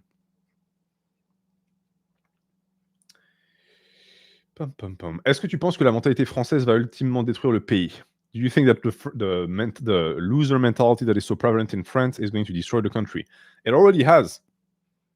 The way France is right now is a consequence of our ideology. So it's already done. For France to change and to be rebirthed will take a conscious effort by every single citizen. Will we have some extra time? I don't know. It depends on it depends on my wife. No. I said that I would stop after 3 hours, and today I will stop after 3 hours. Because I need to at some point stop. You guys, I'm supposed to train tonight. Why are so many anime MCs wimps? Because shonen manga is created to appeal to young men. And that, once you realize that, open your eyes. Because in the 80s, 90s, what did we have? We had ultra macho characters with arms the size of my fucking legs who are badass and stoic. That's what young men wanted. And then what do we have now? We have main characters who cry all the fucking time, who are wimps, and who embody no values. Why? Because that's sadly the average young male. But the average young male no longer wants to be challenged. Male power fantasies have devolved into now the opposite of that. They're male weakness fantasies. And the fact that these tend to be consumed to the extent that they are, to me, is not a good sign. I can tell you that if I have boys, I'm going to show them Dragon Ball Z because I grew up with it and it served me, even though it's a complete brain dead manga with close to no philosophy. The message of the male power fantasy is present and is the reason why I'm here today. So we would say Japan has become soft. I'm not Japanese. I've never been to Japan. The only thing I can say is that there's clearly something that happened between the age of the samurai and today. And that something might have been a nuclear bomb dropped on your people that has essentially taught Japanese people to be subservient to power, which is, in my opinion, sad. But again, it's coming from someone who is not educated in the topic at all. Mountain asks, how can you help people in your life to improve themselves when they have no motivation to? You can't. You cannot help people who don't want to be helped. It's the equivalent of trying to pull someone out of a stream who is drowning when they don't want to be pulled out. That person is going to pull you in with them. So don't. One day, hopefully, they will realize.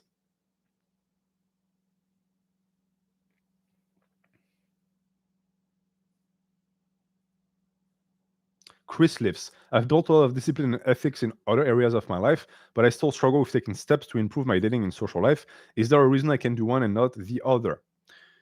Yeah, because it's not a one-to-one transferable skill, unfortunately. Just because you're good at the gym doesn't mean you're going to be good with women or with studies or with your job or with other people. Every area has to be developed, and sometimes you get some transferability, just like a lift that carries over to another lift, but you still have to train the lift that you want to improve. So you have to go out there and train, improve. How do I microdose conflict if I get very sweaty and nervous with even minor conflict? That's part of it, my friend. That's microdosing. It's going to be uncomfortable. I never claimed it wasn't going to be uncomfortable, but you're going to have to deal with that. It's a minor conflict. Even if you sweat and you piss yourself, so be it. Next time you won't. NH, can you take our 441 of us to a parasocial date? I feel like this is getting serious. It is getting serious.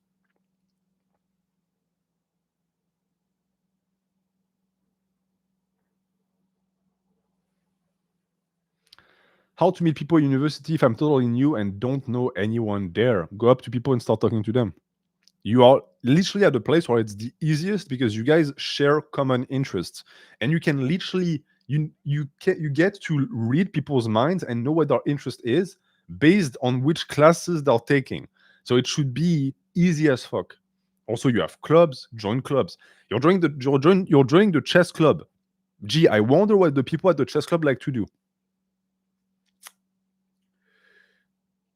Yeah, university is the time to socialize, and by the way, the time to find a wife also.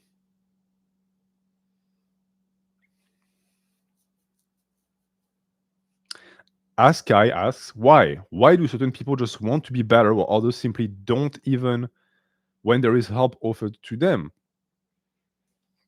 It's the caucus situation from Berserk. Why is caucus such a piece of shit? Well, my take and my analysis of the personage and the character is that he taught himself a philosophy of helplessness. He taught himself that people like Griffith or Guts are special, so they're born gifted with the ability to be someone and to control their fate, and he is born not special, and so his life sucks, and there's no way around that. Helplessness is a learned skill. Yeah, being a doomer is comfy. They have this entire aesthetic about, oh, I'm in my room in the dark.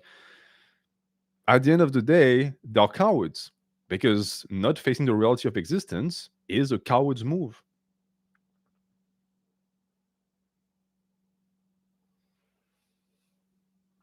How do I stop hating myself from not meeting my goals? Most likely it's because your goals are too grandiose or you're not looking at goals the right way. You cannot look at goals like the end of the journey, and if I don't make it in X amount of times, I suck. First off, take deadlines and chuck them out. Deadlines are for the corporate world or for your job, but they're not for self-improvement. Never tell yourself, I want to accomplish X in X amount of time. It never works out. It just creates resentment towards yourself. It just creates self-hatred. Instead, just say, I want to do X. I want to dip 5 plates. When? Who the fuck cares? Do I have a train to take? No. So if it happens in 5 months, good. 5 years, good. It's still improvement. How do I teach my kid discipline? There are multiple schools. My score would be to just make it a game. Make it a game and make them understand how great it is to be disciplined via action. Stupid example, like, let's say they want to play chess. All right. You teach them that if they apply themselves and they study 20 minutes a day, they're going to become better at chess. And that feels good to beat other kids at chess. That is how you learn discipline. Discipline is the donkey and the carrot. A lot of people want to make discipline this like pseudo-religious approach because, of course, fitness influencers and self-improvement gurus love to jerk themselves off as if we're somehow special for being disciplined. We're not. Being disciplined is the simplest thing in the world. Get the belt. Please don't get the belt. Si tu avais un seul message à transmettre à tes enfants, ce serait quoi? If you had one message to tell your kids, what would it be? One. one message I could leave my kids, what would it be? I would tell them to not be a consequence of their era. Don't be a man or a woman of the epoch. Don't be the consequence of your environment. Don't just follow blindly what people tell you is good, because the chances are that it's not necessarily good. And we now live in an age where there are certain like dogmas that are prevalent and shoved down everyone's throat that I personally think are negative and cancerous. And I think that this has been true every single time in history, because society always comes up with some bullshit.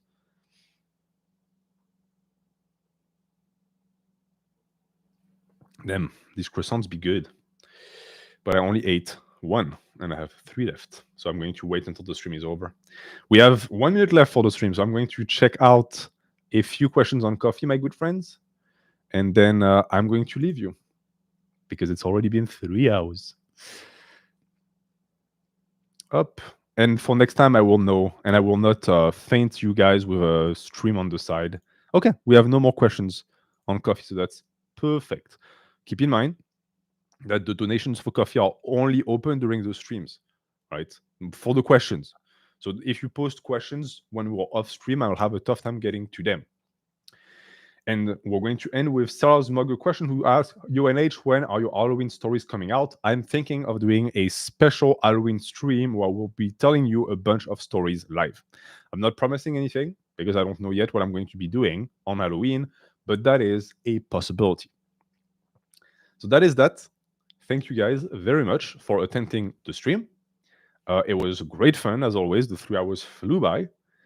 The mic did its job properly, and now I know how to actually make it work so that every single stream is going to have the best audio quality possible. So I'm very happy about that.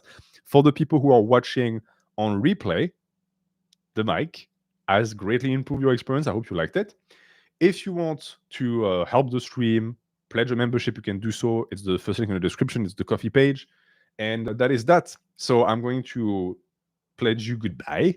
You're going to get, I hope, 2 videos this week, at least one. And then we'll get another stream going next Saturday at 2 p.m. EST. And this time will be a dating stream where we'll talk about relationships with women, with men if you're gay.